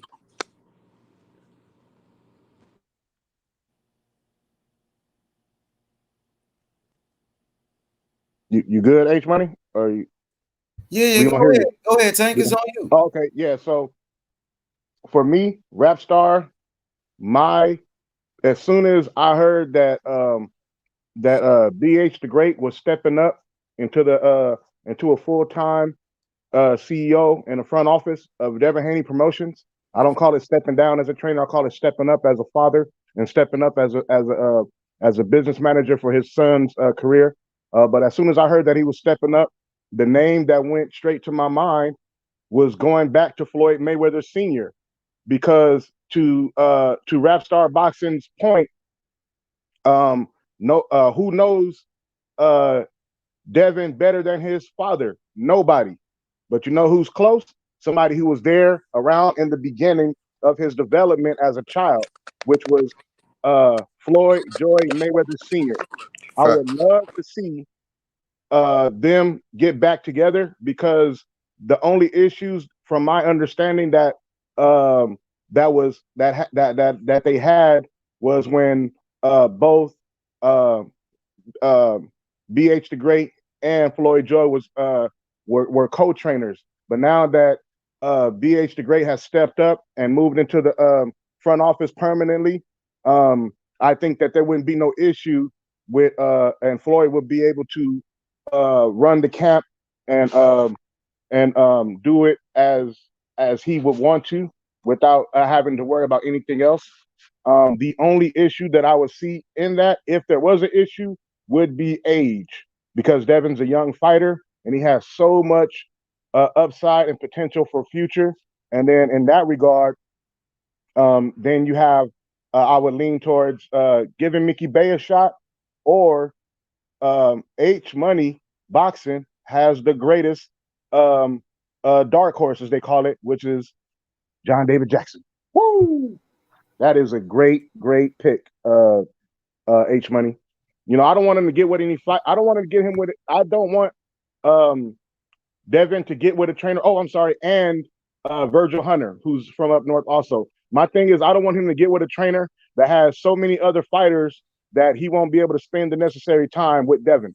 And that's my concern. You know what I mean? When you start getting fighters to go with trainers who have, you know, 4, 5, 6 different fighters that are top notch, that require a certain level of attention, then somewhere somebody's going to be lacking in the attention that the trainer needs to give. So I think John David Jackson, Floyd Joy Mayweather, and Virgil Hunter are all my choices if I could pick. But at the end of the day, it's going to be what Devin Haney is comfortable with. And I'm sorry, Mickey Bay is the other one, because I think Mickey Bay, from when I asked Bill Haney likes Mickey Bay, and so does Devin Haney. So those are the 4 names that come to my mind. Yo, let me say this real quick, because you said a great trainer by Virgil Hunter. I agree with that. because Devin Haney, he has history with Virgil Hunter. Virgil Hunter was a mentor for Bill Haney. So both out of Oakland, of course, that's a great trainer right there.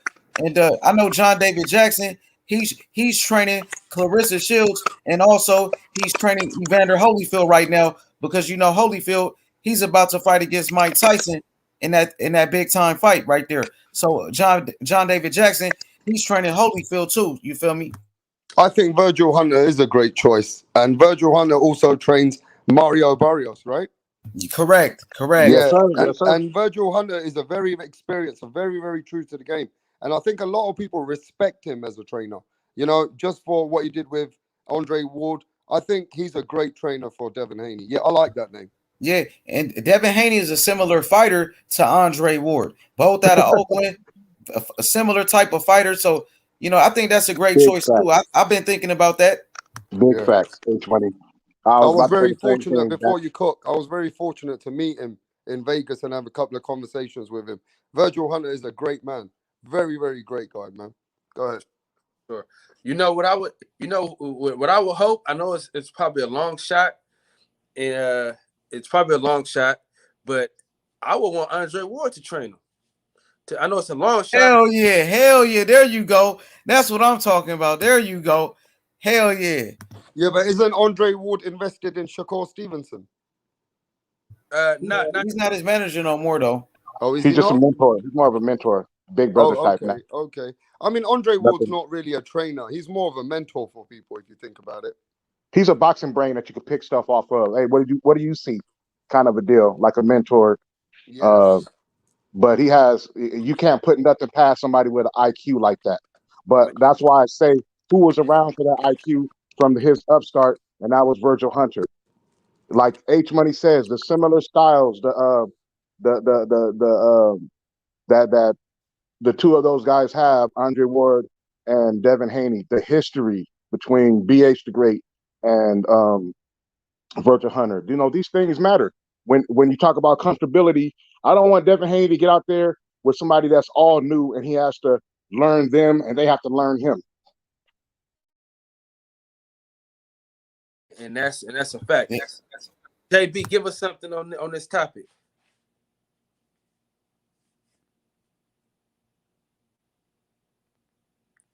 Can you hear me? Yeah, I hear you. Okay, he might be asleep. DB, give us your take on who would be a good trainer. Everyone's asleep, bro. No, I was trying to. My fat fingers couldn't hit the button fast enough to get it. I trust Bill Haney's judgment, and if Bill Haney stepped up to be in the back office for his son, and Mickey Bay takes over, if that's what he feels, then I agree with that. Okay. Reg, what you got? And then we go to Santos. I'm with the team's decision. And I got to see if Bill is willing to let a trainer step in. I think Bill deals with the anxiety of letting someone else step in when he's been there for so long. If he can truly step away, let a trainer be inside of the fight, guiding and leading the son, I don't know who he'll pick. I know he's been working recently with Mickey Bay, to see Mickey Bay speak about his work with Devin Haney. Devin Haney speak about his work with him, and then ultimately go into fighting, you don't see him. The same thing with when Floyd Mayweather was training him. I think it's just the anxiety of a father and trusting what he's kind of built up and letting someone else take control. And if something goes wrong, then that whole blame game thing. So if he can step back, let him make the decision or let Devin Haney make the decision on who he wants to train him. But yeah, that's my thoughts. Either Floyd Sr. or Mickey Bay. Okay, for sure. Santos, what you got on the topic? Yeah, I think it's a good decision that Bill made. He was on the boxing boards yesterday morning, speaking about it. He was very hype about the Loma fight. He said it looks real good that it may be coming together. But he said he's definitely retired from the training portion of his son's career. He's going to just pretty much pay attention to the management and promotion of his son in that aspect, and he's going to let his son choose whom he wants to train him. So he's going to let Devin make that decision himself, and I've heard him say that 2 or 3 times already since the announcement a few days back about him retiring from the training portion of his son's career. So I think he's true to it. I don't think it's I don't think it's just popping off at the gums. I think it's real talk. He seemed to be pretty hype about it. He spoke in depth about it today, and there was a choice of trainers that may become Devin's new trainer full time. However, he's letting them make the ultimate decision. They said, if Floyd Sr. wants to do it, he said that's it's up to Devin. But he said, Floyd is partially retired from training, so he doesn't know if that'll happen or not. But at the same time, I think these guys are on to try to make some greatness happen in Devin's career.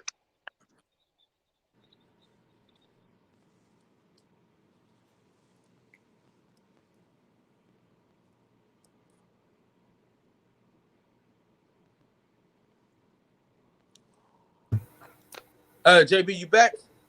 Yeah. Okay. I went to the bathroom. No, you all good. Who should be Devin Haney's next trainer? Yeah. I'm gonna say Virgil Hunter, Kevin Cunningham, one of them type of dudes. I think they'll fit perfect. The type of style he got. Kevin Cunningham, he trained Corey Spinks, Devin Alexander. He's a great trainer. I think them 2 guys will be the perfect trainers for the style that Devin Haney got. For sure. Hey, can I just touch on something after what Jashan said? Why does nobody mention Sugar Hill? Don't you think Sugar Hill would be good for Devin Haney? No. Nah. We ain't. Nah. We don't need no Sugar Hill. Nah. Why? Because of the conspiracy. Nah. He don't qualify for Devin Haney like Virgil Hunter, John David Jackson, Floyd Mayweather Sr., Floyd Mayweather Jr. I mean, those are the type of trainers, but that's not what we're looking for. I mean, we got to remember this though. He's a disgrace to Emmanuel Stewart. He's a disgrace to Emmanuel Stewart. Yeah, we ain't rocking with him, man. I'm sorry. Hey, look, I reckon, right? We're looking for trainers, but Virgil Hunter. Fighters anyway. Listen, I love Virgil Hunter, but he's not a young dude, bro. He's over nearly coming up to 70 years old. But that's cool. That's good, Brad Star. It's okay though. Let me just say this, H Money. You're looking at Floyd Mayweather Sr. He ain't really looking to train people anymore. You got to look for somebody who's going to be committed in the game, who can give Haney that time, because Haney's going to need that time. Haney's a superstar. Like the way that Haney wants to deal with his career, he's going to need a trainer who's going to work with him. He's not going to work with them, is he? Think about it. He's going to need someone who's going to be, more someone who's agile or who's able to be flexible, if you ask me. Yeah, Mickey Bays, he's very young as well. That's one of his trainers, and he got Mike McCullum. So he got a lot of trainers already. So Bill told me that he's still training Devin right now. So ain't no telling who Devin gonna pick. We respect all the championship trainers. We respect the legacy of Emmanuel Stewart in the front. Definitely. Yeah, but you went funny when I said Emmanuel Stewart's nephew, Sugar Hill. Bro. I mean, we ain't rocking with him though. Hey, I got bad blood with him right now. Okay, is that what it is? Hey, listen. No, it ain't just that though. You know what I mean? It's a lot of stuff with that Tyson Fury situation. You want to talk about it? You want to talk about Sugar Hill and the Tyson Fury situation? Hey, hold on real quick before y'all niggas get to this shit. Hold on real quick. I got a trainer for Devin Haney. Y'all want who that trainer is? By the name of Hey, all right, H Money. Go ahead and help us out with this Tyson Fury shit. And then y'all niggas can talk for a little while, but if it get too crazy, we're gonna move on. I mean, I have nothing to say about it, but I want to hear what Rapstar got to say about Sugar Hill and some of the hate he's been getting. I mean, look, Sugar Hill, right? At the end of the day, if I'm not mistaken, J. Rock Williams is training with him too, right?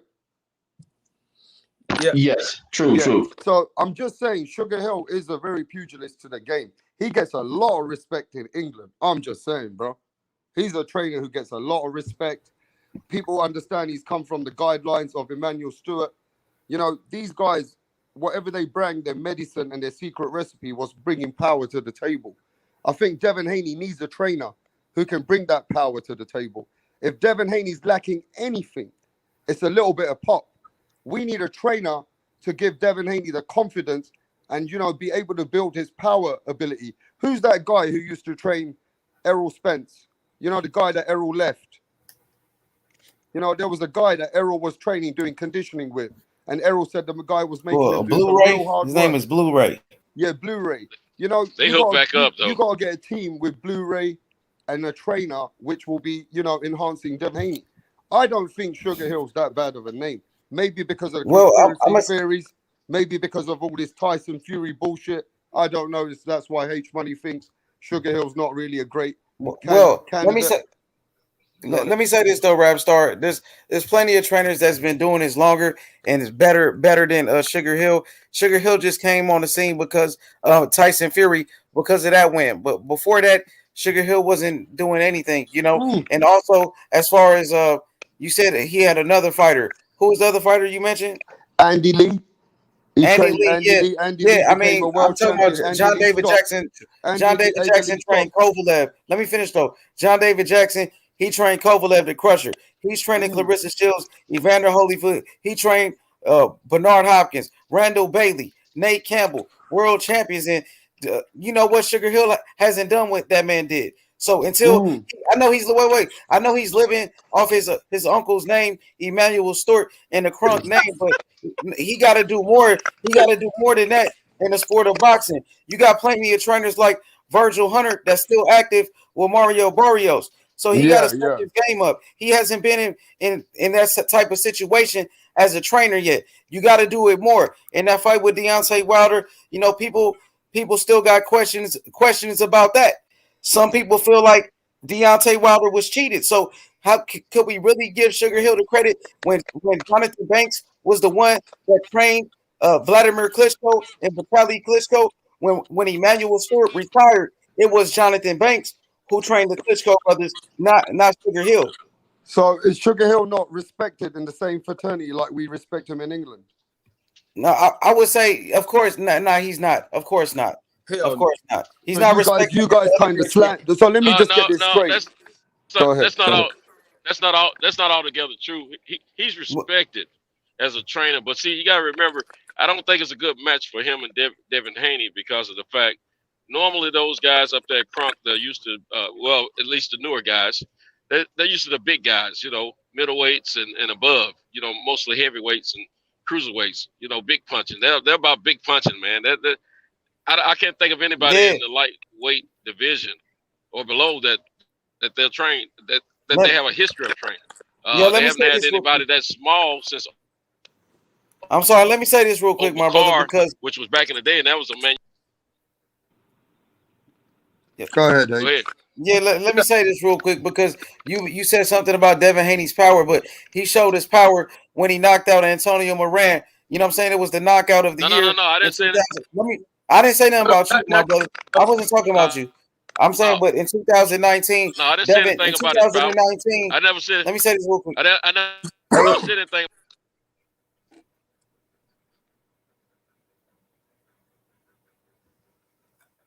H-Money, go ahead. Yeah, in 2019, Devin Haney had the knockout of the year. So he showed his power. And he's been getting knockdowns. He knocked down Santiago in that fight. He stopped Abdullah, bro.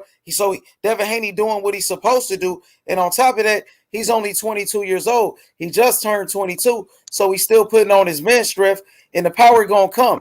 And Devin Haney's so skillful, he really doesn't even need power to beat somebody's ass. Floyd Mayweather wasn't the biggest puncher. Andre Ward wasn't, and they retired undefeated. So Devin Haney. But listen, hate. Let me finish though, Rap. Let me finish because Devin Haney got the skills to beat you. He doesn't need power, and the power gonna come. The power gonna come because he's putting on his man strength. But go ahead. Yeah, H. What it is, we keep hearing about this Floyd Mayweather situation. When Floyd was at 130, he was knocking people out, bro. When Floyd moved to lightweight, he was knocking people out. So we can't compare to Floyd. Floyd had But he only had one knockout at lightweight. Speak, bro. Let me speak. Floyd Go had ahead, pop. go ahead. Floyd had pop. When Floyd's hands got brittle, he had to change his fighting style. Floyd went into a 4-weight world champion, bro. So we can't compare because Floyd was moving up and he was knocking these people out at the same age as Devin Haney and Teofimo and Ryan. So we can't compare to Floyd. Devin Haney has a different style to Floyd. Devin Haney relies on his feet. He got the same style as Floyd, rap star, bro. He trained with the Mayweather since he was 8 years old, bro. He got the same style. And guess what? Guess what? Let me say this. Let me say this. I'm gonna stop. I'm gonna say this. I'm gonna stop because Devin Haney. Guess what?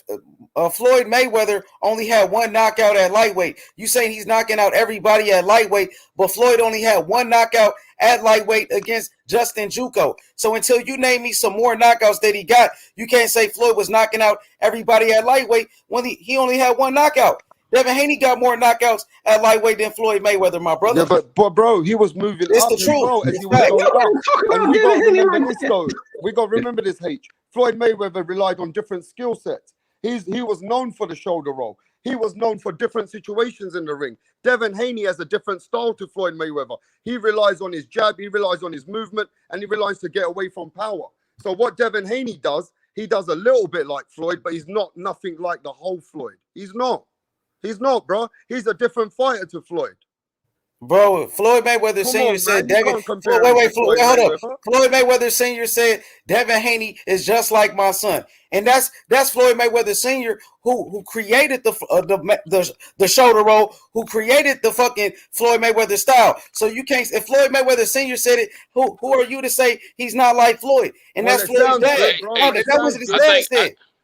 Well, that's what his daddy said. And get wait, hold up. Hold up. Devin Haney been training with the Mayweathers since he was 8 years old. So how could you say that? He got the same style, bro. That's not true.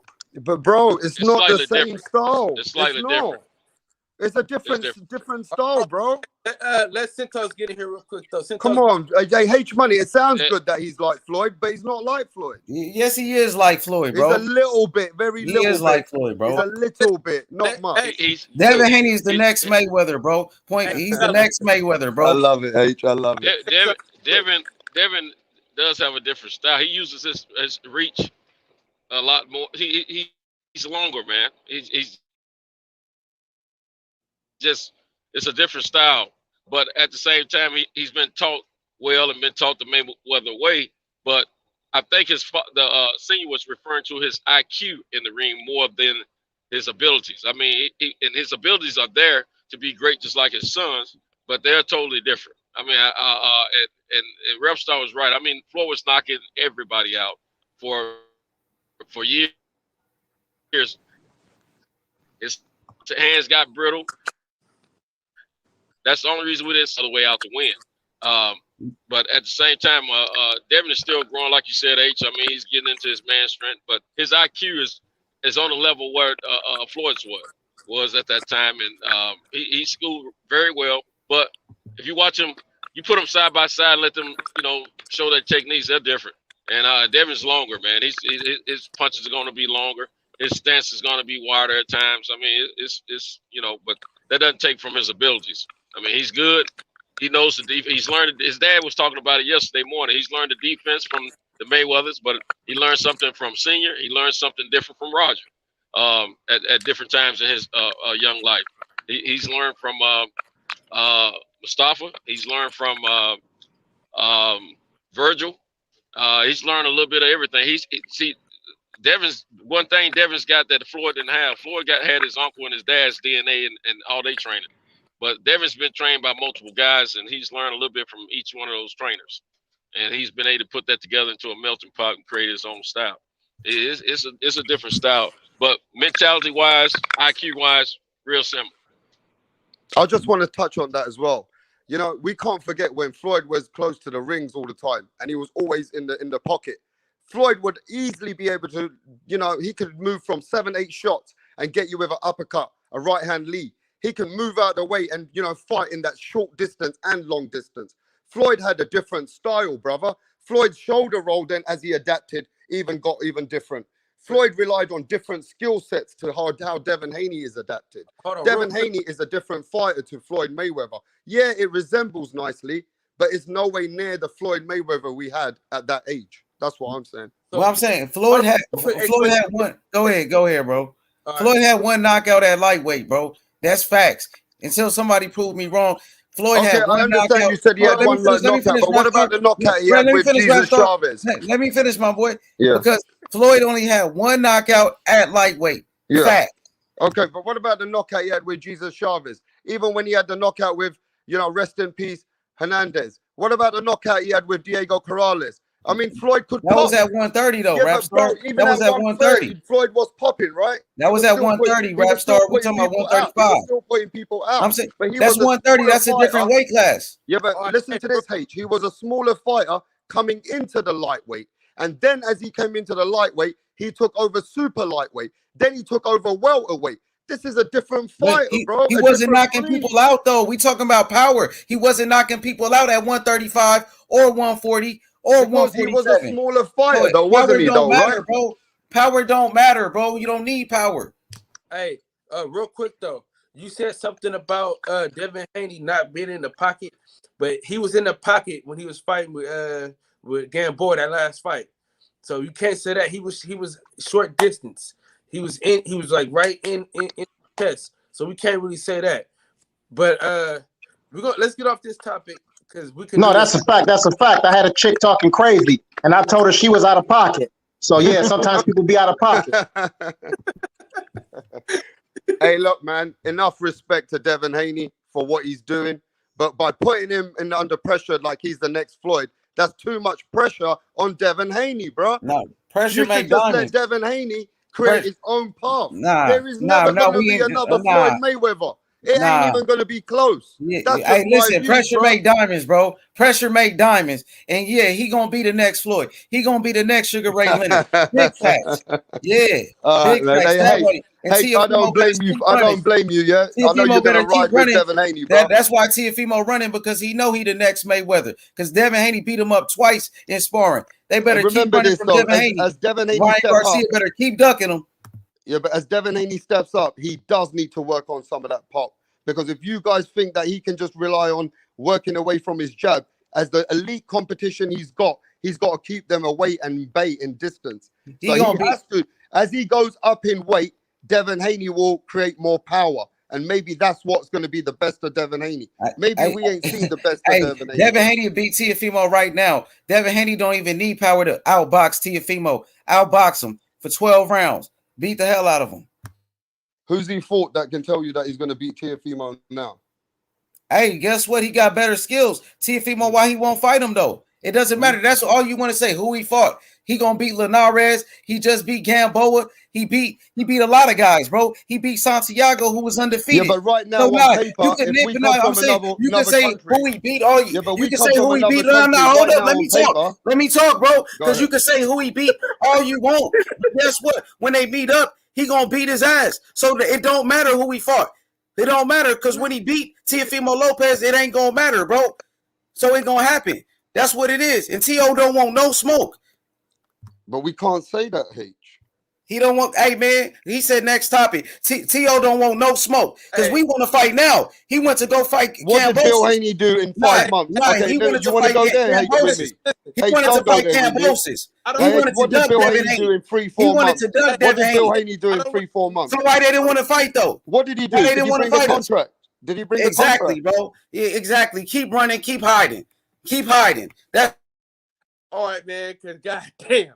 Listen, I didn't want to have to mute you niggas, but goddamn. JB, can you give us something on something else, goddamn it? Anything for Devin Haney, goddamn it. Shit, man. Let's talk about let's talk about 168. That Teofimo was trying to make the fight with Cambosis. What was that, JB? Let's talk about 168. Yeah. The super middleweight division. No. Hell no. We ain't Ain't nothing going on up there but Canelo winning around. That. What y'all want to talk about then? 150. Look, Bud Crawford today and is Thursday. Spence. Hold on. Today is Thursday.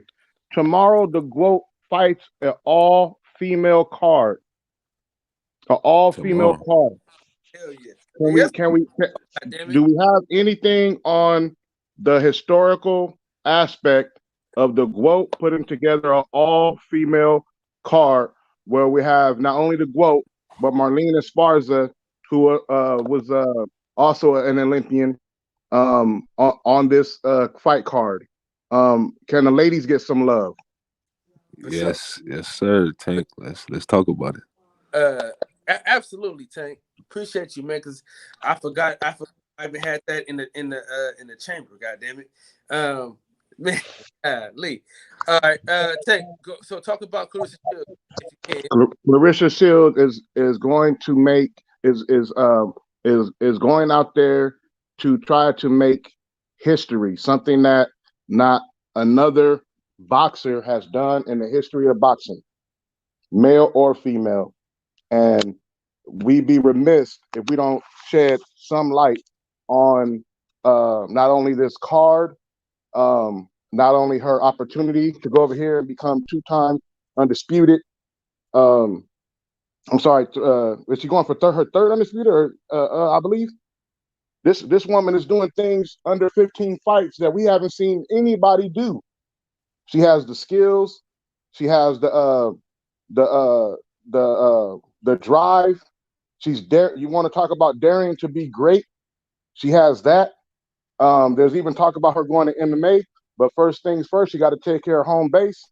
We talked about John David Jackson when H Money brought him up, but guess who his primary fighter is at the moment? He's dealing with Clarissa Shields, and like I said, we also have Marlene Esparza, and I think that it's a fight. I think that it's a fight card where a lot of these male boxers need to support. So I think that a lot of these male boxers need to be reposting about these fights, because a lot of these guys go to the Team USA and they share the experience of Team USA by sparring some of these ladies and helping to develop them. And now that they're on these big shows and they're trying to do their thing as ladies and put on an all-women's card, I think that's something to be not only commended, but it's something that we should look forward to and make ourselves familiar with some of the ladies that are on the card.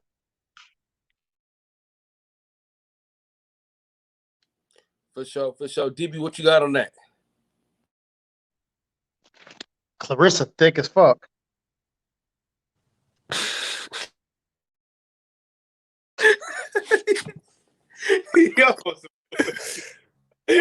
Yeah, absolutely. No. Tank spoke it. I mean, he said everything. You know, that should be on bullhorns around all of these boxing gyms and around these arenas. He spoke on it exactly what it should be. We need to support this fight, especially us, because only hardcore fans are really going to support this fight. And for all those people that went out there, and I think this was the narrative last week, all of those guys that went and flew across the world to go watch Canelo Alvarez fight, when he won't go to see none of them fight, but Clarissa Shields is at all of these fights supporting these dudes. I think they need to reciprocate that love, you know, show some reciprocity and give her some of that love and respect back. And I think once these guys are there and they start to post the stuff and to tweet and retweet and get dressed up and fancified, I think that's going to bring some more attention to it. Now, in terms of the matchup, I mean, I don't know the majority of the women on the card, you know, what their skills are like. I only see their names on paper. Like when I'm looking at boxing rankings, I can see their names, but I don't know their style. Haven't seen them fight. I mean, maybe once I see them on the screen, I'll go, oh yeah, I've seen her fight before. But just the support and to get some marketing for her name, I think that's that's it. In the history, the historic part is great. And as Tank mentioned too, I think for her moving over into the MMA side, she needs this to promote her. You know, this is something else. It's gonna keep her name fresh in the MMA community, in those circles. And gives her a little more name cachet, and it'll work to her favor. So when she goes over there, it keeps her name popping. She'll get a bigger and better fight. She beats a decent name over there. When she comes back to boxing again, she's grabbed some MMA fans, and also with this victory that she'll get, it just all works. So we just got to tune in. If we're not buying it, go somewhere so we can watch it. So we can all really talk about it like once the fight happens. But yeah, Clarissa thick though. Yeah, man. Yes, she is. I second that. I agree with that sentiment. All due respect to her boyfriend. Yeah, I'm not gonna lie. I agree with that sentiment. This nigga DB, man, it's a fucking fool tonight. Reggie Owens, man, what you got on Clarissa Shields? What, did y'all see that fine ass white girl? Oh my God.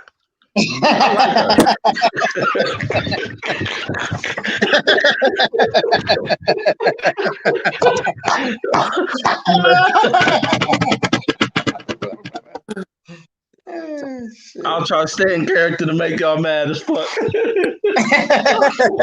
The haters gonna be mad. Hey, you know what? You know what's funny? Before you cook, Reggie, and you know what? These ladies don't have no problem being known and recognized for them being ladies. So people need to get off that bullshit and stop acting like you guys are objectifying the women. Nah, you know what? They're ladies. They like to be ladies. They just can fight. And you know what I'm saying? When it's fight time, it's fight time. When it's time to be a lady, they like to be sexy and recognized for that fact. And ain't nothing wrong with that. You know what I'm saying? We all men around here, and we love the ladies. And if they can fight, then you know what I'm saying, that's just that's an added bonus to the fact that they can fight. But also, I don't want to. I'd be remiss if I don't point out the fact that the other Olympian, the other United States Olympian, Marlene Esparza, is also on his card as she's coming back. After losing to Samicia Superbad Estrada. So just want to throw that in there too. For sure. Shout out to Marlene Esparza. Hey, Shout out to Marlena. Hey, Reg, remember on don't be Sir Reggie. No, hell no. Sir, hold on. Let me get my shit together, DB. My apologies. My apologies to the panel, man. My apologies to the panel. Reg, man, y'all bugging with that shit. Come on. My apologies, dog. My apologies, man. You remember Don't Be a Menace, bro? That's who you sound like when you was like, man, that fine ass white girl. Yeah, that's what I was trying to do before y'all made me laugh and shit. Cause I was gonna make some motherfuckers mad with that shit. Like, look at that fine ass white girl. Shit. Like, fuck Clarissa. Look at this fine ass Milk and Magnesia up on that stage next to Clarissa. But in this where Ronda Rousey fine ass at? Right. Be like Darren Lewis. Hey, what's the other one? Heather Hardley or whatever. What was it? Heather the Heat. Heather the Heat. Hey, damn. You gonna have all kind of haters. All these brothers is pro-black making those comments. Oh shit. I was gonna try to make motherfuckers mad with that shit. No, people be tripping though, man. You know what I'm saying?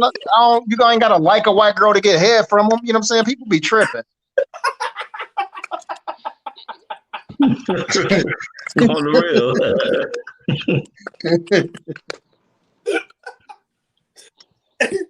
Y'all niggas crazy. Hey, Kayla Bear look out here too. She ain't that bad looking. Who?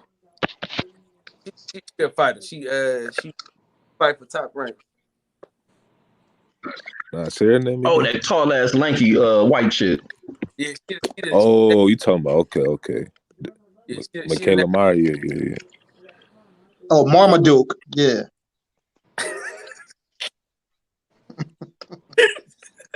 Nigga crazy. Yeah. Talking about a Great Dane and shit. Shit.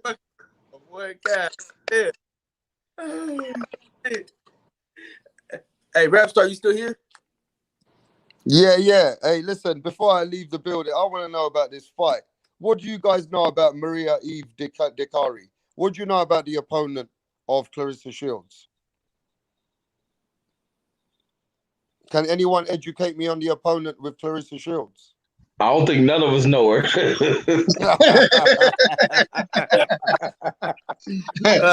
We're cooking up bullshit then, yeah. We don't even know the opponent. And I think I would like to say I'm interested. Well, you know what? Oh, my bad. Go ahead. I was gonna answer this question because a lot of these men are be fighting guys that people never heard of either, and they're out there to showcase who they are and what they can do. So I don't think that it's fair to try to put it out there like the women can't do the same when we already know that it's a thin herd when it comes to some of the weight divisions in both men and female boxing. And this is a what they would call a showcase fight. You know what I'm saying? So she gets to show what she can do. We just saw her come off the a fight with Hammer. We've seen her fight Brackets. We've seen her fight Franchon DeZern. So we're not going to pretend like he's out here just beating up bums. This is a fight just like male fighters have when they get out there and they fight a guy when people are like, well, who's that? I believe they just had a pay-per-view where that just happened, where Saul Alvarez had everybody fly to Miami to do it. Yeah, I want to touch on that. I'll say it's just a shame, right?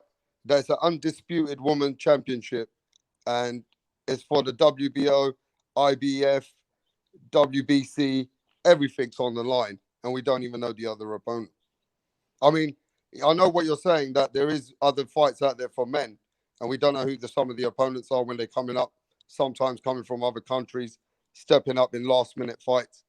But for an undisputed woman's fight, and we don't know much about it, they're not hyping the fight up where we're bothered about it in England.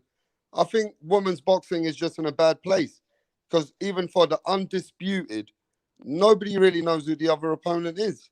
And I think, Clarissa Shields is in a bad place, man, because the fight is not hyped up as the real undisputed fight for what it should be, if you know what I'm saying. I disagree, man. I think Tank touched on a point. Did we know who Rocky Felding was before he got in the ring with Canelo? Did we know who Steve Rose? Did we know who? Yeah, I understand, but did we know who Steve Rose was? Did we know who? I mean, Terrence Crawford is undisputed, bro. I understand. Let me make my argument, bro. I believe that if you have Terrence Crawford, who's widely considered as the #1 pound-for-pound fighter in the world, and he's fighting against Kavaliauskas, we didn't know who he was.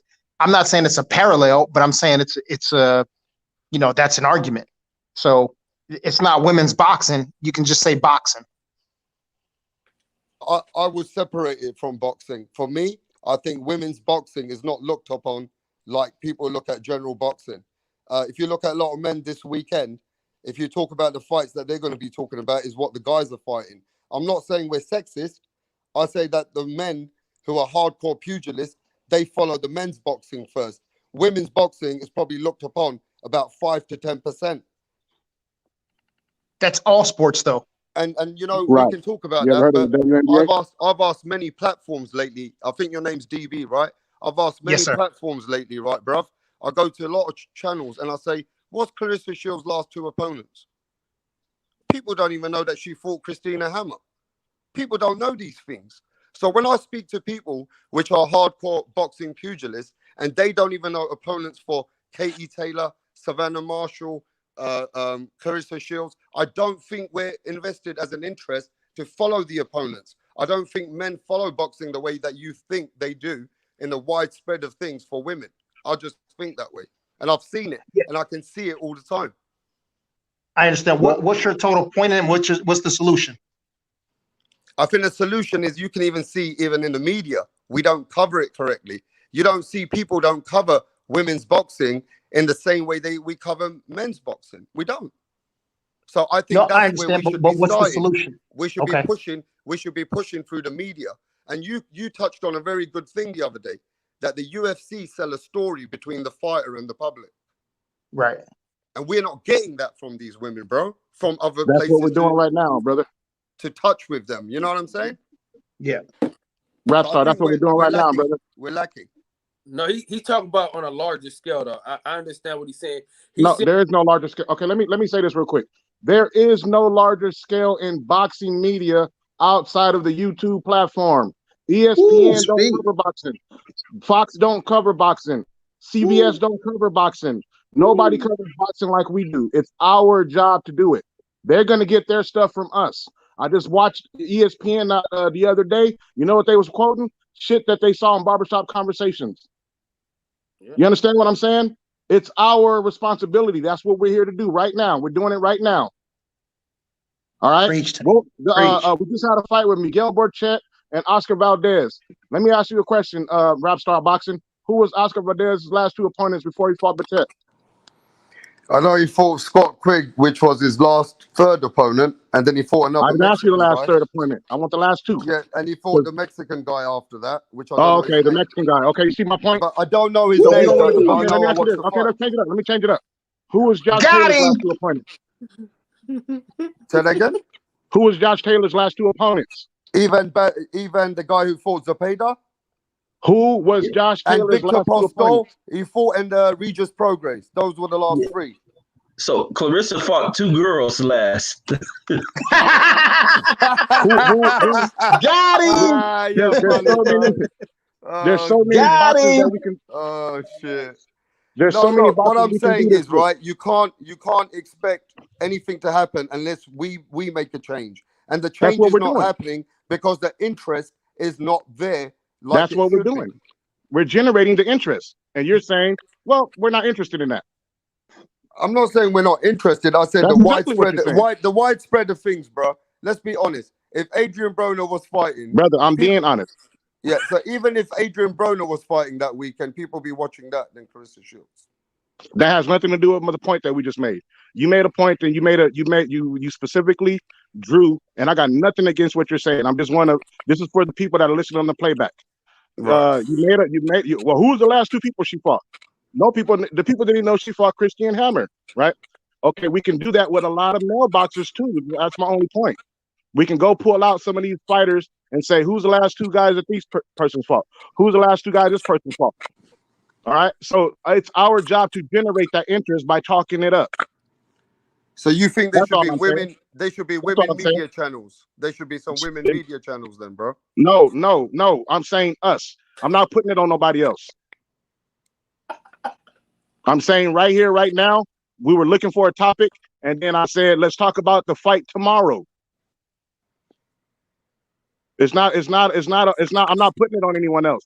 The only people that I will put anything on is other people that are in their profession that they rock with, because I specifically made the point when I had my turn to talk. I said, these guys are in the Olympic Village with these ladies. They're on Team USA. You know what I'm saying? They're rocking with these ladies. They help them develop. They have a relationship with them that the general public don't know, like the Shakur Stevenson, Jamal Herring, and these guys. They go to the Olympic trials and spar with these ladies and help them prepare. They are the ones that should be helping them get their spotlight on when it's their turn to shine. Same way as in the WNBA, a lot of the WNBA women work with NBA players. It is upon the NBA men to do the same thing for them. Outside of that, everybody who has a voice should use their voice to do their part, as opposed to just pointing out the fact that, well, nobody else is talking about it, so let's not talk about it either. Nah, forget that. You know what? It's happening. Let's talk about it, even if it's for a few seconds. But I know that on Team USA, we had Marlena Esparza, and we had the two-time Olympic gold medalist Clarissa Shields. That's all I want to point out. You know what I'm saying? Well, you seem very passionate, and it's nice to hear that from you. But you seem like one of the few people I speak to, and I speak to multiple platforms. So it's nice to see the passion from you, and it's nice to see you pushing it. But generally, people are not as interested as the way you're pushing it. And it's good. It's nice to see that you've got that movement. You're willing to put out the energy for the women's boxing, bro. But you ask a lot of people, behind the scenes, what they tell me. Rapstar, I'm not covering it. Because I've got two channels. Rapstar, I'm not covering it. I say, why? They say, I can't get the views. I can't get the attraction. I'm not interested. This is what channels tell me. See, doesn't that sound selfish to you? Yeah, and I've spoke to big channels. They don't want to cover the women from England. They don't want to Doesn't do that it. sound selfish to you? Well, the My women brother? in England are suffering because of it. But doesn't that sound selfish to you, brother? It sounds We're not going to sexist. do it because I think we're our not going to get sport. likes. I think our sport is sexist. I think we're a very sexist sport, bro. I think the world is like that, though. You know what I mean? Like, I think it was DB he brought up. It's like that in all women's sports.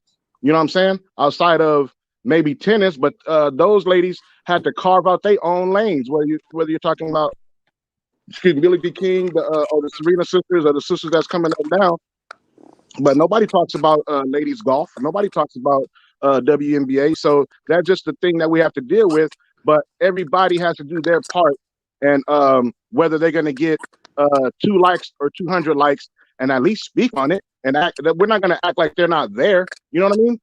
I love boxing. I love the sport. I watch a lot of amateur boxing. I talk to and deal with a lot of guys coming up. That's probably why I seem a lot more indifferent when they get to the pros and people want you to see and pick somebody to get hurt and knocked out and beat up and things like that. But for me, it's like I watch all these guys come up. You know what I'm saying? I watched Errol Spence Jr. Try to make the national team. I watched Robert Easter Jr. try to make the national. So when they're, I only want the best for them. But at the same time, we want to see them compete and have a good showing for themselves at the pro level, whether they're men or women. You know what I'm saying? Whether other entities big it up or not, that has nothing to do with me, per se. I know that when it comes to me, I'm going to speak on it when I'm going to speak on it. You know what I mean? I don't have to beat the drum all day long or make a bunch of lives on it, because there are other people who have channels that do that. For example, like a Tamside, he's been it's been GWOAT week all week long on Tamside's channel. If you go to his lives, you understand what I'm saying? So that's really cool. If he's covering women's boxing, then that shows me that he's at least encouraged to cover women, because most channels are not like that. Right. I think you're right there. It's a sexist thing about it, but I just wanted to be, you know what I mean? Like, just put a. I was just wondering if there was anything that we wanted to promote, just doing our part, because we love our ladies, right? You know what I mean? So that's all. Would you pay for a pay-per-view for a ladies fight? Yeah. I think you're one of very, very small amount of people, though. That's so far. That's fine with me. I mean, yeah. I'm in a small amount of a lot of teams. You know what I mean? I'm in the United States, we're considered minorities. So that doesn't mean anything to me. You know what I mean? It's just that everybody's gonna do what they want to do when they want to do it. You know what I mean? I'd much rather just me personally, I'd much rather purchase the Clarissa Shields pay-per-view than I would at this point in time, because I don't know the card. Andy Ruiz versus Chris Arreola fight, and I know who these people are. You know what I'm saying? Yeah. I'm in California, so I met Chris Arreola. I've talked to Chris Arreola. So and his trainer trains out my gym. His old trainer, Henry Ramirez. So it's not about, well, would you pay for this or pay for that? I'm gonna watch it. And I encourage everyone else to watch it. If you can afford to pay for it, pay for it. But at least watch it, so that the next time you see these ladies fight, you don't say, hey, who are these people? Start somewhere. Yeah. I had a conversation with some media, because I am media channel in England, and I've had some conversations, but we have encouraged some women to come to the channels and speak about women's boxing. We think that can help women's boxing. If the women can come and show interest, they can attract more women to the product. Because look, the women's boxing, where's the product getting sold? They're selling it to the same people which are watching men's boxing, right? So yes, they sir. need to attract another audience. How do women boxing attract more audience? They need to get more women involved in the media, so the women can sell the fights to the women. Yes, sir. I think we're losing out with the women as well. The women want to complain, but they don't want to come here and help us sell it. They don't come here on YouTube. I don't see women channels pushing boxing. Great point. Can I jump in just for 2 seconds so I won't fall asleep? Yeah. And y'all cooking, y'all talking on something. I've noticed this, and I had this conversation earlier today with my father and also my brother and my cousin.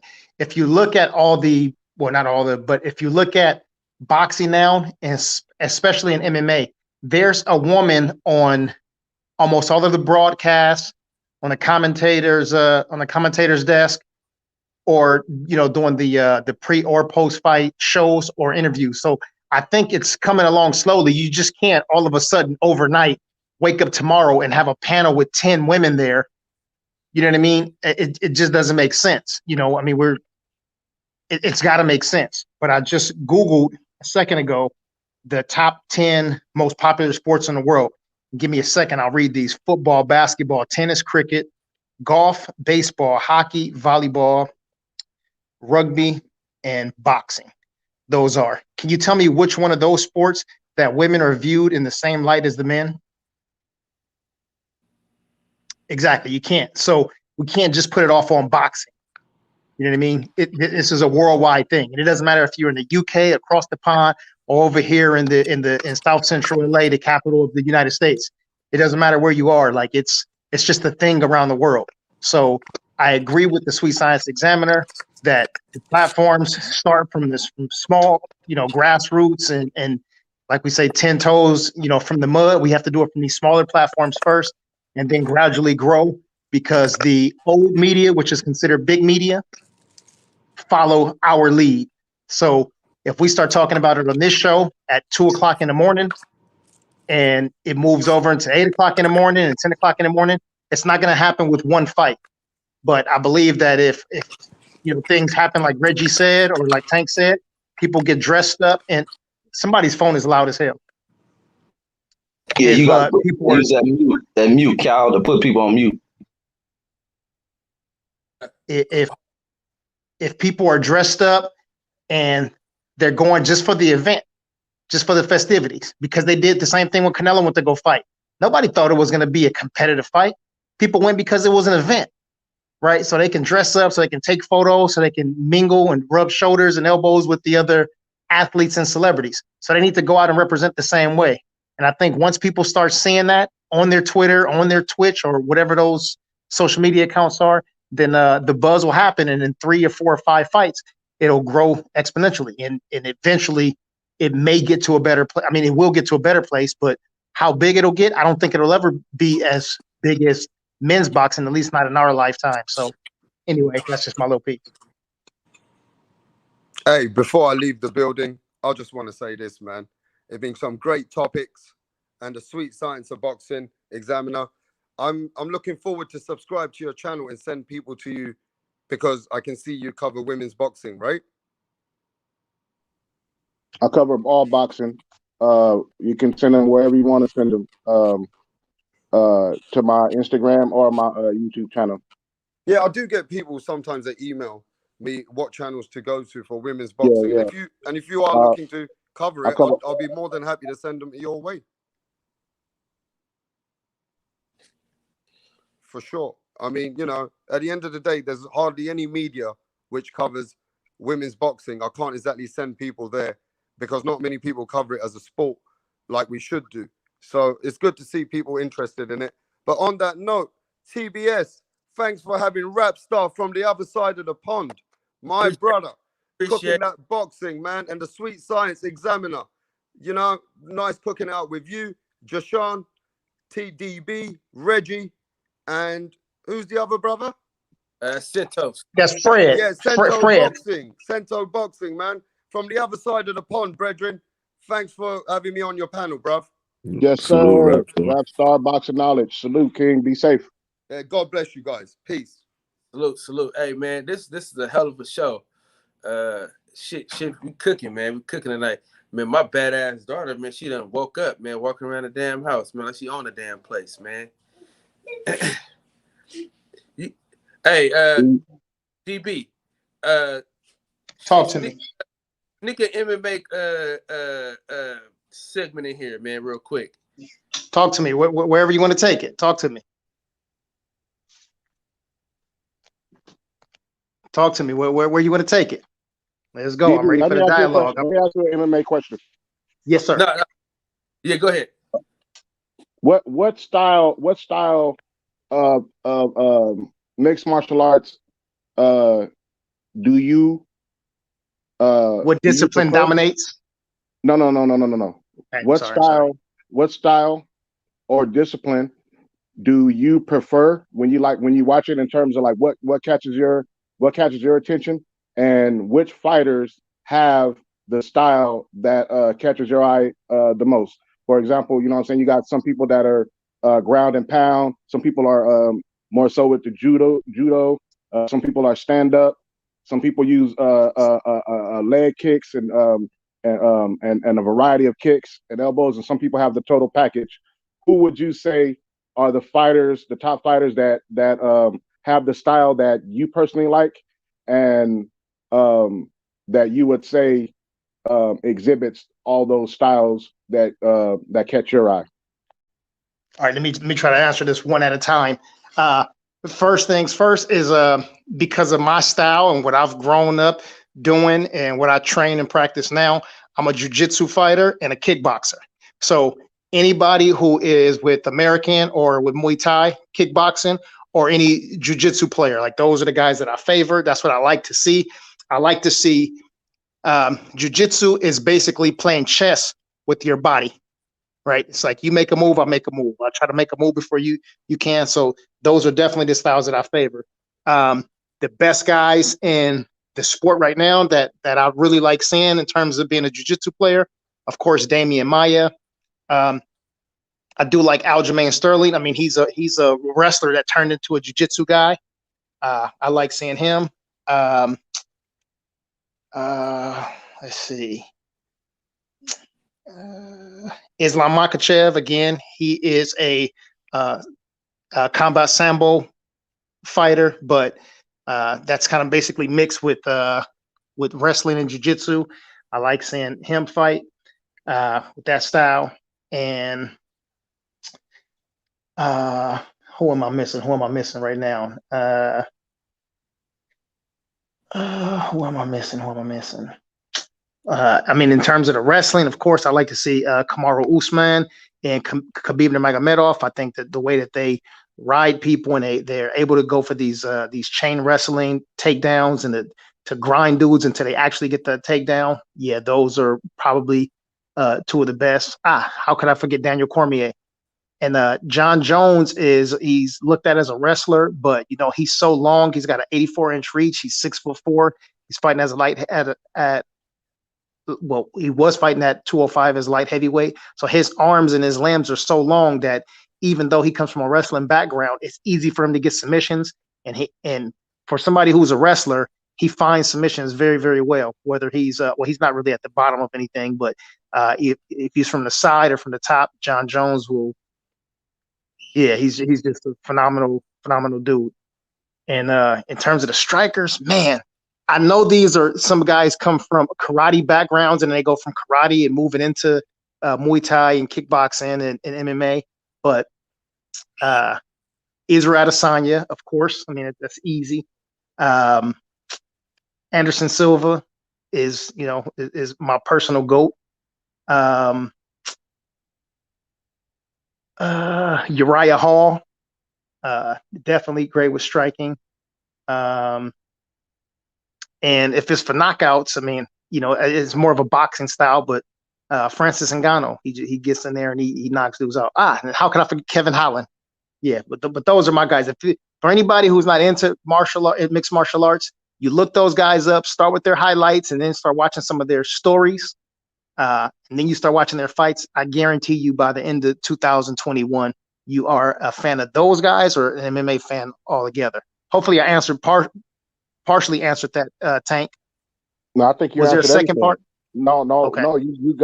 you listened to the questions and you systematically broke them all down, and that's why I was asking, because like for example, like my style, I grew up training specifically in judo, karate, taekwondo, and those styles, some Shotokan, and I'm missing, and Wing Chun. And so in mixed martial arts, there was no such thing as like competitive mixed martial arts when I was growing up into the sport. other than kickboxing. That was the only like real thing. So I grew up watching like Dennis Alexio, those guys fighting in kickboxing. And when the UFC kind of took off early in its incarnation, you know, it wasn't as I want to say disciplined in terms of the martial arts aspect. That started to come later as rules changed and other, you know, the Gracies came in and different other guys came in with those disciplines. So I just wanted to touch on that or have you touch on that to break down your analysis of that, because there are some great guys in mixed martial arts that are worth watching stylistically. And even though it may not be the style that someone trains, you broke it down lovely that there are a bunch of different styles out there that you can find if you look. Yeah, I wanted to ask you too. I know sometimes when people watch a jiu-jitsu match or watch wrestling, two wrestling-based fighters fight, if they've never grappled before, then they start looking at the fight and going, man, this is boring. But to me and my brother, my cousin, you know, when we all get down here, my dad does a little bit of jiu-jitsu, not as much though. But for us, we start watching guys grappling and they're on the ground and we get excited. We're like, oh shit, you know what I mean? Like we pumped up in the house. But for you, who are some of your favorite strikers from your styles? I like John Jones because of the creativity, and Israel, of course, and I used to be a huge Rashad Evans fan, and what I like striking. What was the dude with the mohawk? Well, Chuck Liddell. Chuck Liddell. I really did like Chuck Liddell because I got to the point to where I used to in high school I started playing football, right?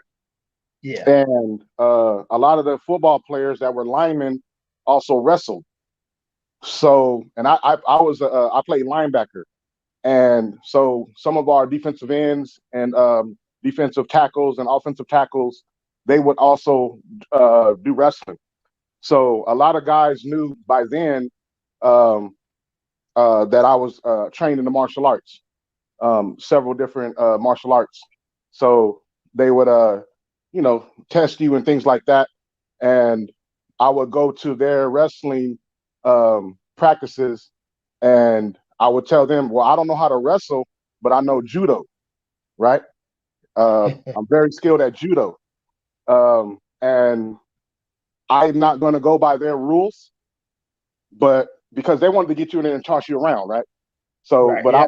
I would do what I knew how to do, which was in judo, it's a transfer of weight and leverage, but also it teaches you how to have defense takedowns, so you can defend against being taken down. So I liked the way that Chuck Liddell he knew his strengths and he knew his weaknesses. So when he fought against guys who went in there to try to take him down, because of his wrestling background, he knew how to have great takedown defense. And if you knock the guy, I'm sorry, go ahead. I said sprawl and brawl. Yeah, exactly. And if he knock you down, he's not going to jump on top of you because he knew that his ground game, like to your point, it wasn't on point enough for him to get down there and get into the ground game. So he will wait for you to get back up and then finish you off that way.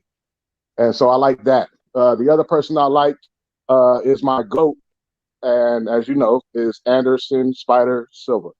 Absolutely. That's my number one striker that I like because he was so creative. He was like the Roy Jones of mixed martial arts for me at that time. Yeah. Yeah.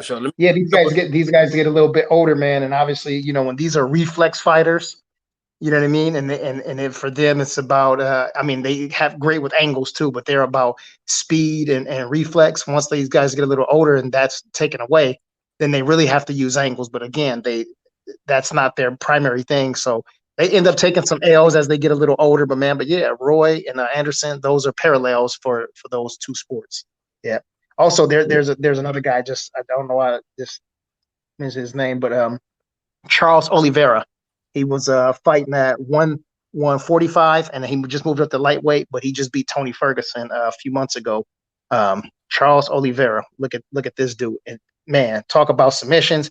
He beat 3 of my teammates. 2 teammates, 1 of my students. You know what I mean? Like the dude is he's a fucking monster. So that's another person to look at on the ground.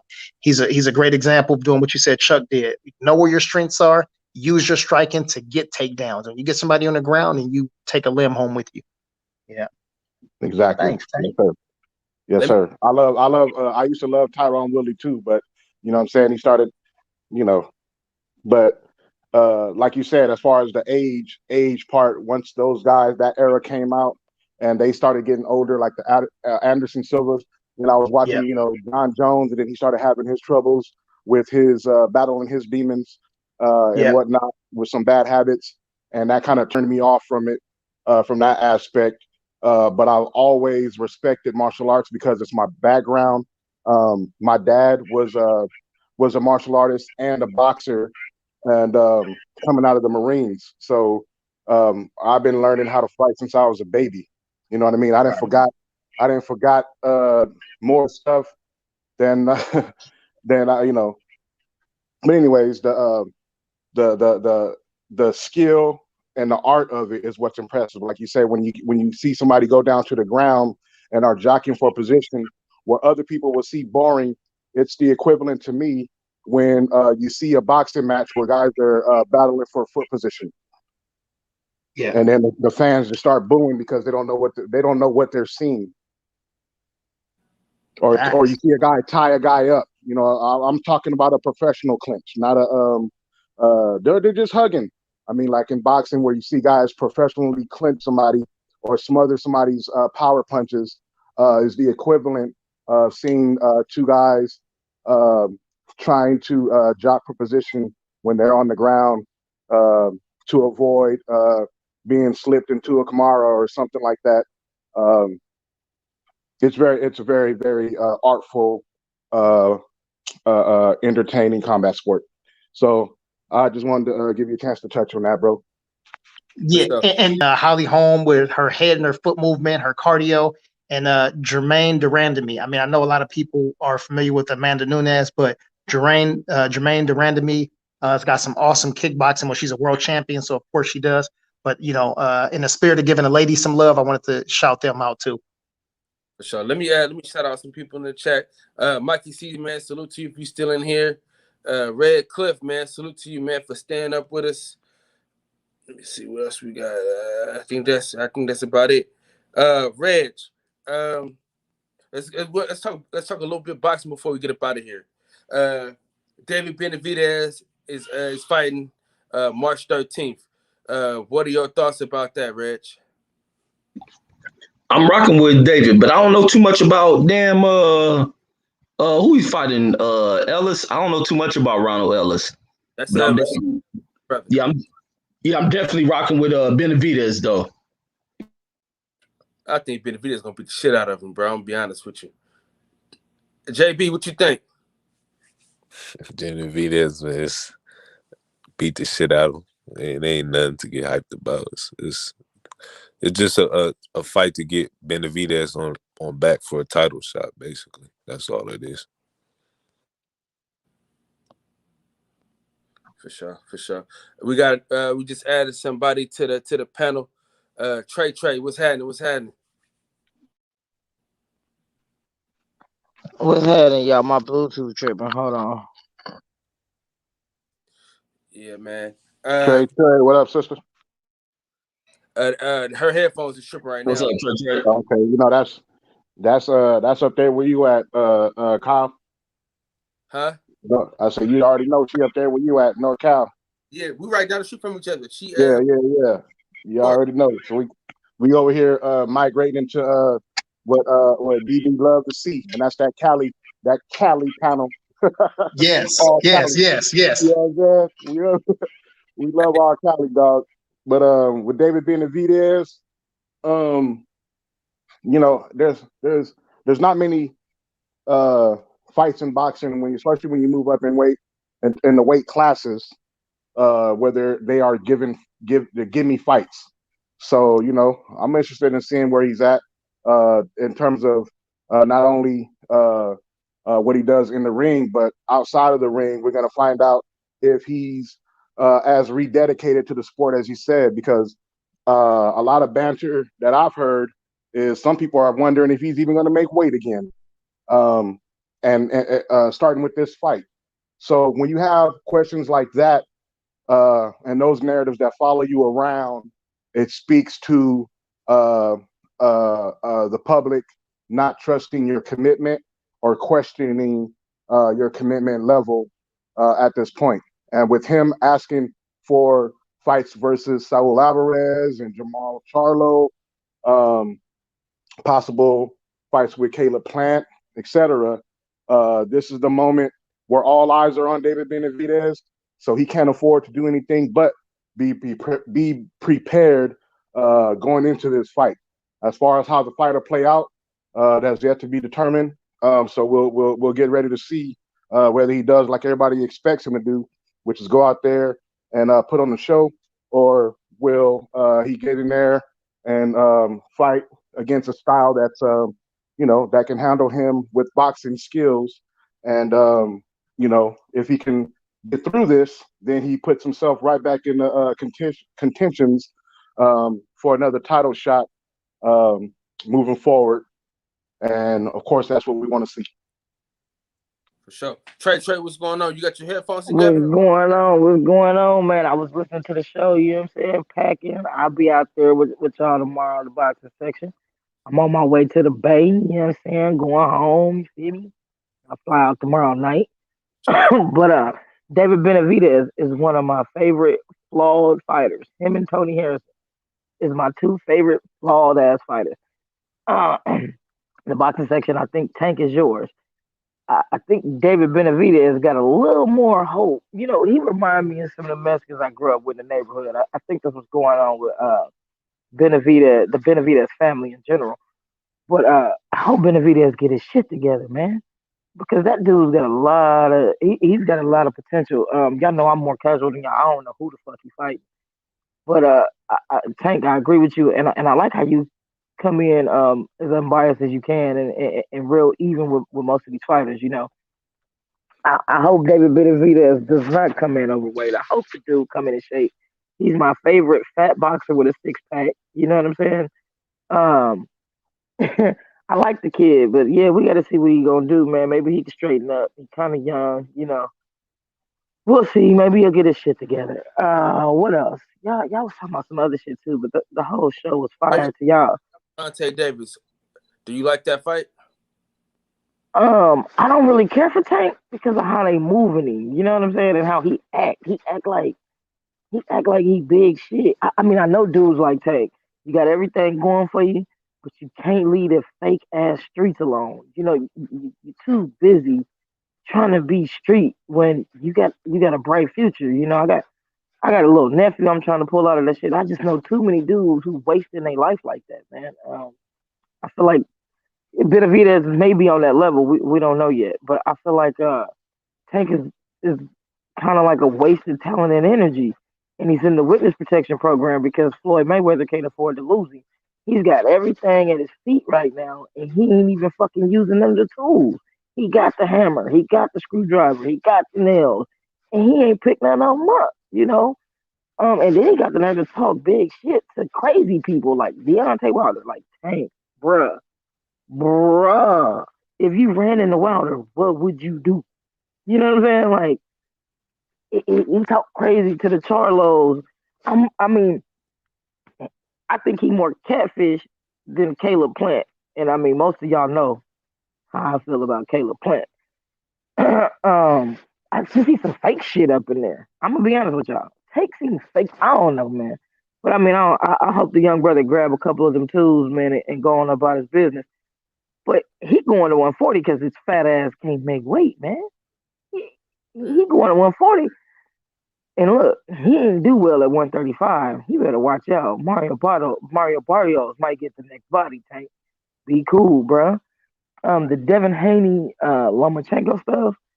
I believe it when I see it. You know what I'm saying? Boxing and pulled the 42 fake on the bitch too many times. Getting a motherfucker all excited. I'm not getting emotionally invested. I won't believe it till I see it. Y'all, y'all looked at me crazy when I said go on and move to 140. Jump over all the motherfuckers. Jump over to 147. Bum bash for a while till you grow into the weight. Catch one of them belts when they bounce out, and just fucking do your thing and beat a man there. He going to 147 anyway.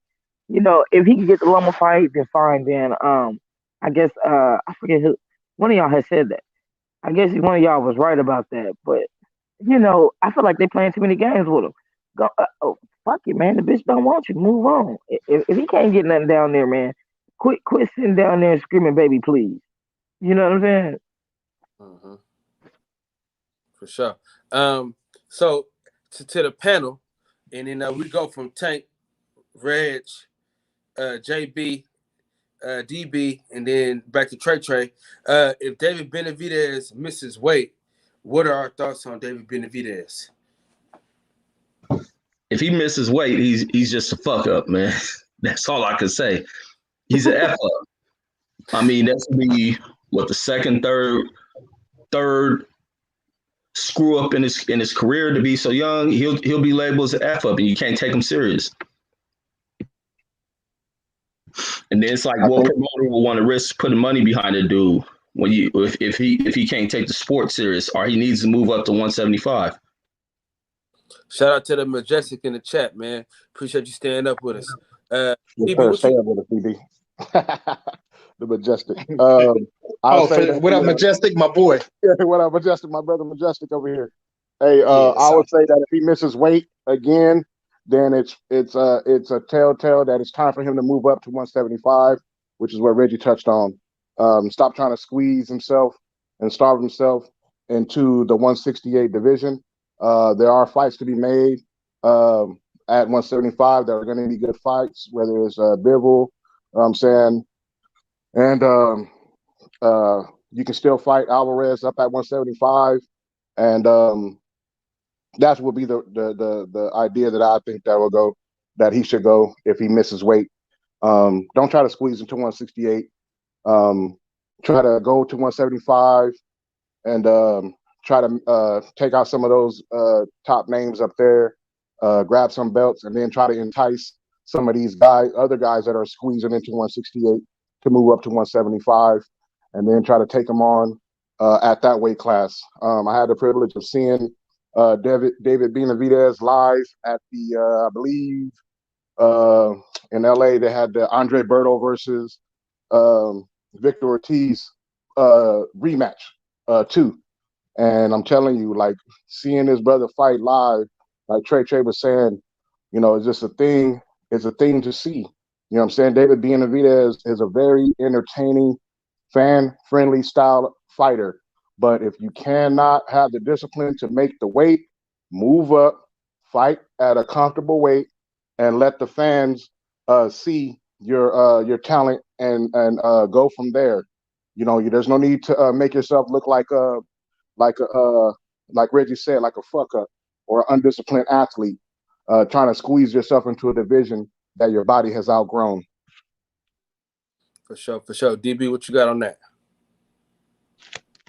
Man, why you make me go off the Tank, man? Dang. The Sweet Science Examiner cooked. Man, first things first, it's a double-edged sword for him to go in there because you missed me on that. So I was preparing something in my head. But it's a double-edged sword for him to go in there in his next fight. If he looks spectacular, then these other guys will be reluctant to get in the ring with him. If he's not impressive or he doesn't finish in devastating fashion, then he'll be overlooked for lack of drawing power, or, you know, he doesn't do anything to tickle Canelo's fancy or whoever. If he misses weight, I just don't see him missing weight because he seems like he turned over a new leaf. So if he says that, I have to take him at his word.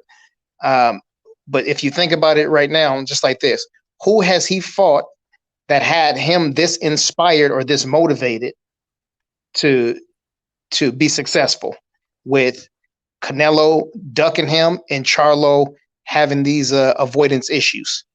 I don't think he's ever had this amount of this spotlight like this before, and coming to what some people may consider enemy's territory by coming to the barbershop, by going into all of the melanated media. I think all of these things are going to motivate him, or has been motivating him, to do more than he's ever done before. And you got to think about it too. We talk about other guys being young in the sport. He's only 24 years old. So I think this is about the time where most of us have had an epiphany where we realized some things and started waking up. So this may be his personally and professionally. So I'm rocking with him to get this victory, and also to potentially get the victories over the other two aforementioned gentlemen. JB. If he miss weight, that would show me that he ain't really got no discipline, or he not even dedicated to the sport of boxing. But if he do end up missing weight, because obviously he can't really weight the weight no more, so he got to move up to 175 and face them killers. He didn't spar with Bivol before, so that'd be an interesting match if that would happen in real time. But yeah, that's all I really say about Benavidez. For sure. Hola. Let me go back right here. Hating on Mexicans, with Sir Reggie Owens said, how did Canelo duck David Benavidez? By saying that he would not fight any more Mexicans in his own division, when the only potential, the only premier fight for him, no pun intended, premier, is David Benavidez. So that's a duck, wouldn't you say? Indeed. Agreed. Hey, man, don't make me go after JB. JB laid back and the man, a few words like my daddy. The boy quiet. But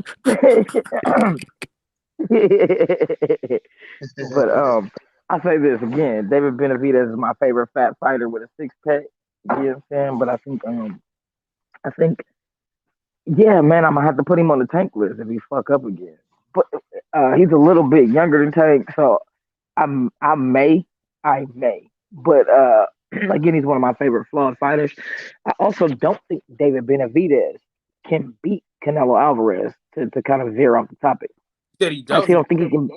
I don't think he can beat Canelo. No, he needs a little more experience. He's got that his feet, and maybe this opponent can bring something out of him that I haven't seen. I think he's really good. I think he can beat Canelo in the future, but I think he needs to work on some things. You know what I'm saying? I wanted to say earlier too, Devin Haney definitely needs Virgil Hunter to work on that fucking inside game. Virgil Hunter did not let Andre Ward get away with fighting long. Andre Ward talks about it all the time. But back to David Benavidez, he cannot beat Canelo. His feet is in fucking quicksand. He doesn't use his defense. He's used to coming in and being the bigger and just bulldozing dudes. He's got some things to work on. He's 23. If he loses to Canelo, he'll learn a lot. So I still want to see the fight, and I think he can give Canelo some problems. But do any of us see Benavidez coming in, jabbing, on his toes? Maybe, right? It's a Canelo fight. Maybe. I mean, though. That's that. What? And he hit hard to the motherfucker, man. I was in the Staples. Yeah, but on his toes though.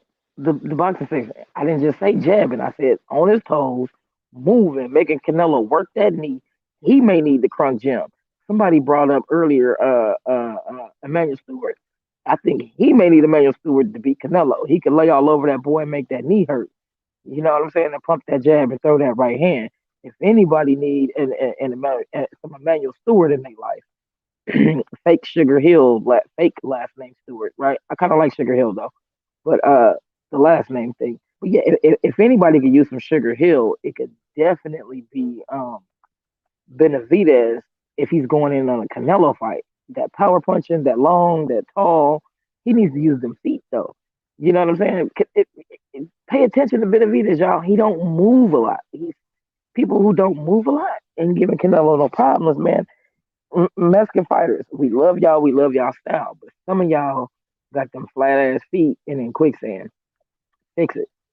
Six and Benavidez. When I watch him fight, I love him, man. He's one of my favorite fighters. Definitely my favorite Mexican fighter. But every time I watch him fight, I'm like, yeah, he could work on this. He could work on that. For sure. You know what I'm saying? For sure. He ain't ready for no Canelo. But he throws a lot of punches though. See, he ain't gonna do that. He ain't gonna do that Yildirim or that Carlos Smith bullshit. So that's what I'm saying. That's why I think Benavidez can beat him. Because them two con ass niggas, they didn't even throw punches. Benavidez throws a lot of punches. But, don't get it twisted. Canelo can fight. Nah, he's full of shit. But I'm saying he's full of shit. But he can fight. I gotta see him testing it in his latter years. But I'm gonna tell you this though. This is gonna be the first time in a long time that I'm going for a Mexican fighter over a black fighter. This is gonna be the first time because I like Benavidez. Benavidez is my favorite Mexican fighter. Yeah, he's my favorite. He's one of my favorite young fighters for sure. Like he fits a lot of slots in the fade. Benavidez, bruh. Don't toot your nose. Do it after the fight if you're gonna do it. You know what I'm saying? Don't toot your nose. Don't come in overweight. Get your shit in. And look, for all my people who toot their nose, it's a party drug, not an everyday drug. It's a party drug. It's for a rave with clubs, some bitches type shit, some celebration type shit. Not an everyday thing. And if you're addicted to it, don't touch it at all. Don't touch it at all. But I don't see. To be honest with y'all, I see nobody beating Canelo. Nobody we throwing to him. I see none of them beating him. Charlo, man, Charlo got Benavidez got a better chance. Charlo, bro, he called out Doodoo and he called out Boo Boo. Let me not disrespect Boo Boo. He called out Boo Boo, and then the very next day was like, "Who is that dude?" You know what I'm saying? He called out Benavidez and was like, "You need to get a shot. You need to get the shot and take steroids. Okay, but not take steroids. And then you need to go to the doctors. You need to get he wants the man to get a pap smear. Like, he can't get a pap smear. He ain't got no vagina. Like, come on, man. Hey, y'all, we don't have to start calling out Charlo. We don't have to start calling this dude out. He's embarrassing. He's embarrassing. Don't lower your head, brother. Don't do You know what I'm saying? I think Charlo beats him, bro. Charlo has a jab. Charlo has the one thing. Charlo got his feet. No, he's an athlete. Bro. He's an athlete. He's an athlete. Charlo's feet. I'm telling you, Charlo can't beat Canelo. I'm telling you. Caleb Plant can't beat him. Charlo can't beat him. This current version of Benavidez can't beat him. He can't. Benavidez get in there. I'm gonna think of a trainer, y'all. I'm gonna think of a trainer. But Benavidez get in there and work hard and get a couple of fights in, he can beat him. But if he fought Canelo tomorrow, nah. Hey, look, we give Canelo a lot of shit because we got high expectations of him. Don't forget that. Don't forget that Canelo's getting the shit that we give him because of high expectations. The boy can fight. That motherfucker can fight.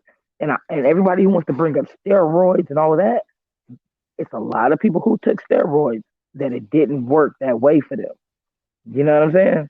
It's a lot of motherfuckers who took steroids where we like, damn, you took steroids? For real? It didn't help you none. You know, it's like steroids don't give you Canelo kind of. It don't give you Canelo kind of fight, bro. It don't make your game that good. Steroids ain't gonna make your game that good. It's just not. It may help with some breathing or some muscle and shit, or you can fight longer or get your ass whooped longer. But it don't make you better. You know what I mean? Can you imagine if we put Floyd Mayweather on steroids? If we put Sugar Ray Leonard on? Can you imagine if we put think of the best fighters ever, and then you put them on steroids? You know what I'm saying? So I'm saying steroids don't make you a better fighter, bro. It helps you. It'll help you a little bit, but it ain't gonna make you. Why did Wilder give them people chances? If steroids make you that much better, why do people fight people later? Because steroids change your body forever. Steroids change your body forever. But it's if you not. don't believe me, It's not It's not necessarily a steroid though. You know what I'm saying? Because it could be anything that help your performance.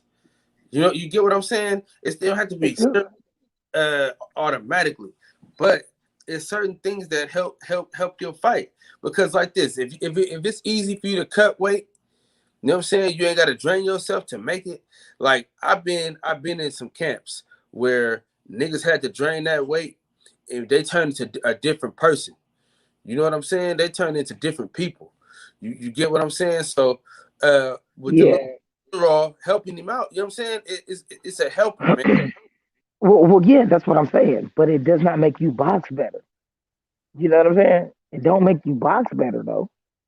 Like you gotta learn that. That's a skill. I'm a mechanic, right? I'm gear 15 in.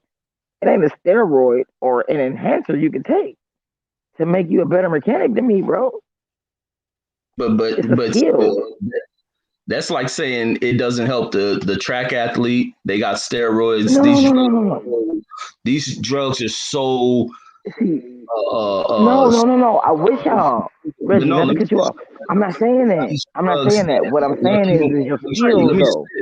Let me say this. They have narrowed down the specific of these performance enhancing drugs. They can do them to add on speed. We've seen what these drugs are able to do to a 300-pound heavyweight in Big Baby Miller, to where he just had this unusual gas tank. If he can push the pace on a fighter doing everything just being natural, and he's going against somebody who can just push the limits without getting tired, that's not a level playing ground. You got drugs that make a fighter faster and stronger, greater endurance, greater recovery. That ain't fair to have a fighter who's naturally fatiguing in a fight. That's why these drugs are banned. We see what happens in track and field. I agree with that, Reggie. But I'm talking about Canelo's fight game. His strictly his fight game, right? So if he takes something to make him faster, make him better, make him faster or give him more stamina or this or that, of course that helps. I'm not saying it doesn't help. What I'm saying is he got to learn how to throw that punch, though. He has to learn. Like what I'm saying with David Benavidez, right? David Benavidez is really good. That's why all of us on here really like this dude. And if he took a couple of steroids or this one or that one, it'll help him do this or that or this or that. But if he does not possess those things, trash is trash.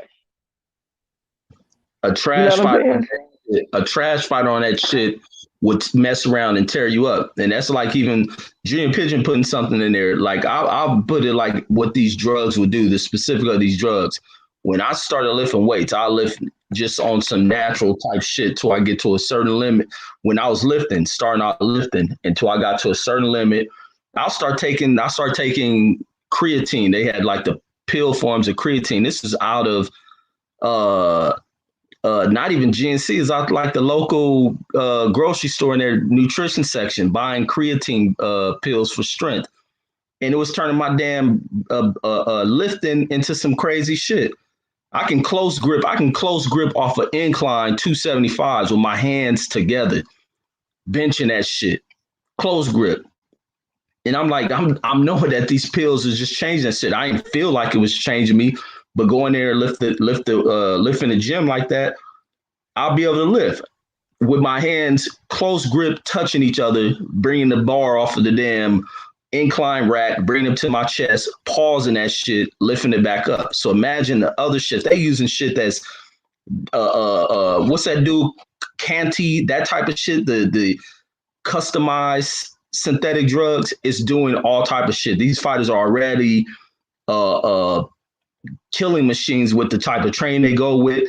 They're above what a natural civilian halfly trained athlete is, and you go in here turn these dudes into machines, and then you adding this stuff up on them. There ain't nothing fair about that. And that's what people were coming up with Manny Pacquiao. Even before I was hearing Floyd saying this stuff, when I was watching Pacquiao fight, I was tripping like, damn, why this dude ain't never fucking tired? He never tired. And I watched him go through a fight where he went to war battling with some of those Mexican guys, battling with Cotto. When he fought Cotto, he still was full of energy. And then that's when I start hearing when Floyd and was like coming out talking about this dude is on something. It's clear as day when you see that. And most people think steroid users are just ripped up. No, they not. You seen with Big Baby Miller, these drugs are designed. Medicine in this damn world is something beyond the scope of, of I don't know, the imagination with what they're doing to the human body with this stuff. And we see what they're doing. I agree with you on that, but I do a skilled labor. You know what I'm saying? And them young dudes, man, Your they job stronger doesn't than me. steroids though. You can't. Yeah. I'm seeing the difference though. You know, you helped me with a little bit of that. But again, I feel like a bum is I don't hate to say a bum, but a dude who just, you know, I think at elite levels it helps, right? At an elite level, it'll help. But if you're just not that good, how many dudes that just ain't that good got popped and we like, damn, he taking steroids? That motherfucker need to take more. That shit didn't work for you. You still got knocked the fuck out. Trey, check this out though. They probably got further than they would if they didn't take them. You get what I'm saying? Yeah. Well, I understand that and I expect that, right? That's why I didn't want to. I'm not really trying to do. Well, we can still do a deep dive on it, but like I'm saying, I get that part. But me as a skilled laborer, like, bro, my skill is my skill, and that's what I'm saying about Canelo. Like, the dude can fight. I'm not saying it's not giving him an advantage. I'm saying the dude can fight, and so on steroids, it just makes him crazy or reckless. But I'm also saying, if you can take as many steroids as you want, motherfucker, it ain't gonna help you. Some people, it just ain't gonna help. I ain't saying it ain't gonna help somebody like Canelo or somebody, an elite fighter like Floyd, or somebody who's elite like Manny Pacquiao, right? Or any of the top dogs taking steroids. Hell yeah, that's a problem. But I'm saying you still have to have it. That's all I was saying. I'm saying you still have to have something about you. You still have to be talented. You still have to have that gift for the steroid to give you that boost and help you. That's all I was really saying with that. Because again, this motherfucker, he went 7 rounds and didn't get knocked out in the third or first, but shit, you know, you still got knocked out, bro. You need a couple of more steroids. So for confidence level and people who are really elite and are really great and gifted and work on their shit, a skill is a skill though. And if I can see you on steroids, or you know what I mean? Like, the more you see something, the more you know. I ain't saying dismiss it, y'all. That's not what I was saying. I was just saying it ain't gonna fucking help you if it ain't gonna help you. You know, like a ugly bitch. She could put on as much makeup as she want, and sure it's gonna make her look better. Yes, it is. Bitch, you still ugly. Check this out, and I think you can feel me on this, right? With the performance enhancements, right? You got to think like this. I'm already great, right? I know I'm great. I put the work in the gym, but when I take this, it's a confidence. You know, boxing is mental. So if I take this mentally, I think I'm unstoppable. Even if I'm not, I got an extra boost of confidence knowing that I got this plus my skills. You feel what I'm saying? Like, I got a little something. Yeah, I agree with you on that, brother. I agree with you on that. Yeah. JP, you want to get in there and say something about this? Oh, and Cal, let me say what about everybody, because I got to get up to take the kids for their first day back to school for the 2 days they going. So I'm gonna catch y'all. I'm gonna be in the chat though until I pass out. Hey, we can hey, I just did my first Sir Reggie Owens live stream. I just did 3 hours, so technically we can call this quits, to be honest with you. No, I'm just tuning in from the chat. Y'all keep rolling. No, because when we do the final words, we're gonna need you to slide back in, or if you can. No, shit, I'm about to lay down, shit, because I gotta get them to school in the morning. So hey, DB, come back in the chat so we can end this thing real quick. I mean, come back into the panel so we can end this thing real fast. But no, but that's my last words, man. I'm up out of there, man. This is a good ass show, man. For sure. Yes, sir. All right, my brother. Salute. Hey, great show again, my brother Kyle, with the going live from the boxing section. A great first show of the morning. To start the day off right. I don't call it a late night show. I call it an early morning show. as I did when it was Reggie Owens in the slot. So salute to you, King.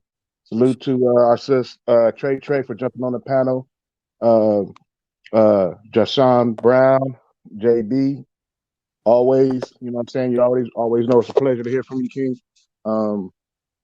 Like I said, my brother DB, always with the insight. The casual MMA fan, brother Reggie Owens, always with the insight. And everybody else who jumped on the panel, whether it was Rap Star Boxing Knowledge, H Money Boxing, Centos Boxing, the list goes on. It's always good to hear our people speak intelligently and passionately about these kind of subjects. Salute to the chat, everybody in the chat. Even LT out there who got the new name. That was pretty funny tonight. I want to say something to his point earlier when he said, I do want to address this though, because he said that when somebody brought up Alvarez saying that he doesn't want to fight any more Mexican fighters, or he doesn't want to have any more Mexican rivals, that's not an LDBC narrative. That's something that I got that from ESPN Deportes. Last time I checked, those guys weren't in the LDBC. You know what I'm saying? So, that's not fair to say. We got to look at the people who are coming up with the verbiage that people are taking and running with as narratives before you can say that. So that's not an LDBC narrative. I'm not a member of the LDBC, but I rock with those brothers. You know what I'm saying? And I don't agree with that being a narrative of them. So, you know what I mean? You got to look at the writers of ESPN Deportes to blame on that one, because that's where we got that information from. Outside of that, salute to everybody in the chat. Peace, blessings, and of course, respects.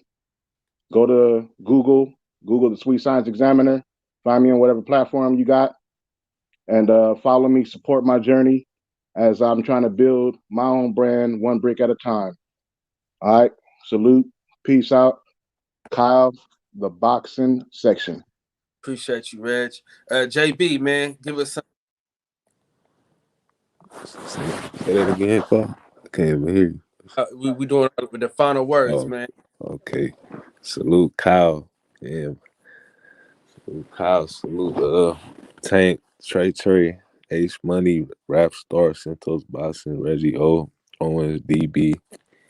Salute everybody that hopped on. Salute once again. You know what I'm saying?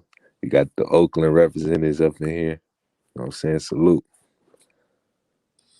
For sure. Trey, let us know what's happening. What's good? Hey, it's okay to have favorite boxers, y'all, but please don't embarrass yourself by being too big of a representative of somebody else. Sometimes it just sounds disgusting. I'm gonna be honest. And like H Money, bro, he broke down hella shit because I thought the same way. Well, I don't want to say the same way. I thought the same way as the dude from the UK that was on. I thought it was stopping everything, and then H Money brought out he only stopped one person at 135. Great point. You got great boxing knowledge, but the moment you become too biased and too in love and with a fighter and start just it sounds bad, bro. It sounds horrible. I think sometimes we have to go back and listen to ourselves on these shows because I do, and you can critique yourself. It's all right. It's okay to be neutral or in the middle or not, but like when you go too far, man, like it just sounds bad, y'all. It really does sound bad. Nobody's above criticism. We can all. I say this every night in closing. We can all agree to disagree. I think that that's the problem. I think the problem with fans, you either You either on one side or the other, man. It's too disgusting. Like, what happened to being in the middle? What happened to letting these motherfuckers convince us? They want our money. We, you know what I'm saying? And Clarissa Shields, yeah, I'm supporting the fight. but back to motherfuckers wanting our money and us being too big of fans and not getting what we want. Yo, that's how you control a motherfucker. That's manipulation. That's the motherfucker coming home 2 days later saying, nah, I wasn't, like you just taking anything that somebody says. And Devin Haney got to be careful about the trainer he's gonna pick and what he's gonna do. I I they probably already got somebody picked. I'm sure they know more about boxing than my ass. But y'all, we as fans, we can't be too far on one side or another. When a motherfucker lose, which 98%, 99% of these dudes are gonna do, then you look like a jackass. You just went all out the window. Like nobody's invincible. Losing is actually a good thing. All my losses have been my major successes. Losing is a great thing. I do not want my. I don't know if I don't want my. I don't want to say to lose or to not be undefeated because in this climate they may lose everything. But we got to get back to where like we all take losses, y'all, on a regular. There's nothing wrong with a loss and undefeated. And I totally disagree with Devin Haney or any other fighter being someone else. If I was any kind of if anything and anybody was talking about me, I would never want y'all to call me. My brother was the man in that hood, I would never want nobody to say about me that I was my brother or like we're separate people, we're different. Create your own path, do your own thing, man. And like we can't be so far gone that we don't see nothing. Like you don't see nothing wrong, we like even your mama sees something wrong in your ass. So call you out all the time. I don't need those kind of friends. Nobody needs those kind of friends. I actually like friends like Tank, who would tell me the truth. People need the truth, y'all. We got to speak the truth more. Maybe that's the word of the week is truth. You know, we, please tell me the truth. If I stink, fucking tell me, hey, bitch, you stink. Go back and hold on. Did you brush your teeth? Did you just run out the house? Which I wouldn't do, right? But like, I need some honest people around me. We need the truth. You cannot go around listening to everything good about you. There's nobody like. How do you correct your flaws? How do you correct anything? And we all got flaws. All of us, our favorite fighters, me, you, Tank, everybody. We all have flaws. For sure. So, For sure. Hey, I really appreciate y'all coming on. Hey, Trey, you got to come through way more often, man. For real. Like, you got to come through way more often. I appreciate everybody coming through, man. Shout out to H Money, the Sweet Science Examiner, my boy Tank, my boy JB, DB, Reggie O, Centos Boxing, Rap Star, all the way from the other side of the pond. Appreciate y'all coming through. Real quick before we go, man, I gotta post this picture of my cousin. R.I.P. to my cousin. Long live Lil E. I'm gonna post this picture up real quick before we go, and I'm gonna give my final words. But I gotta stop the stream real quick just to post this picture up. A little moment of silence, real quick, just for my cuz, real fast.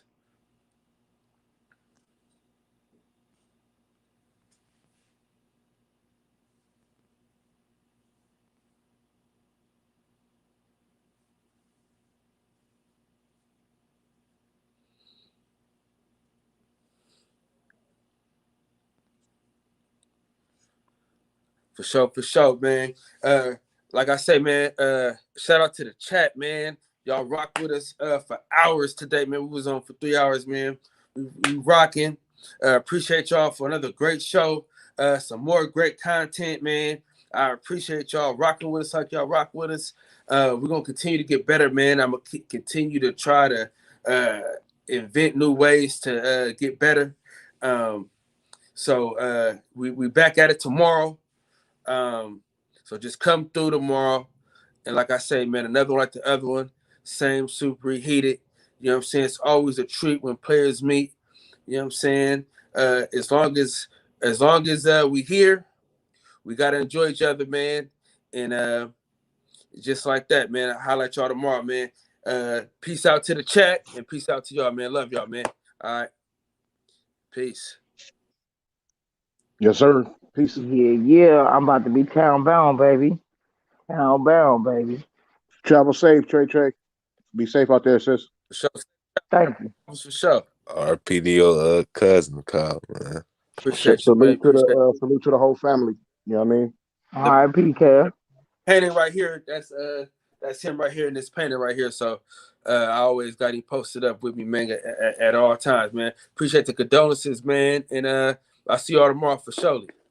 Yes, sir. Dope artwork. I see it.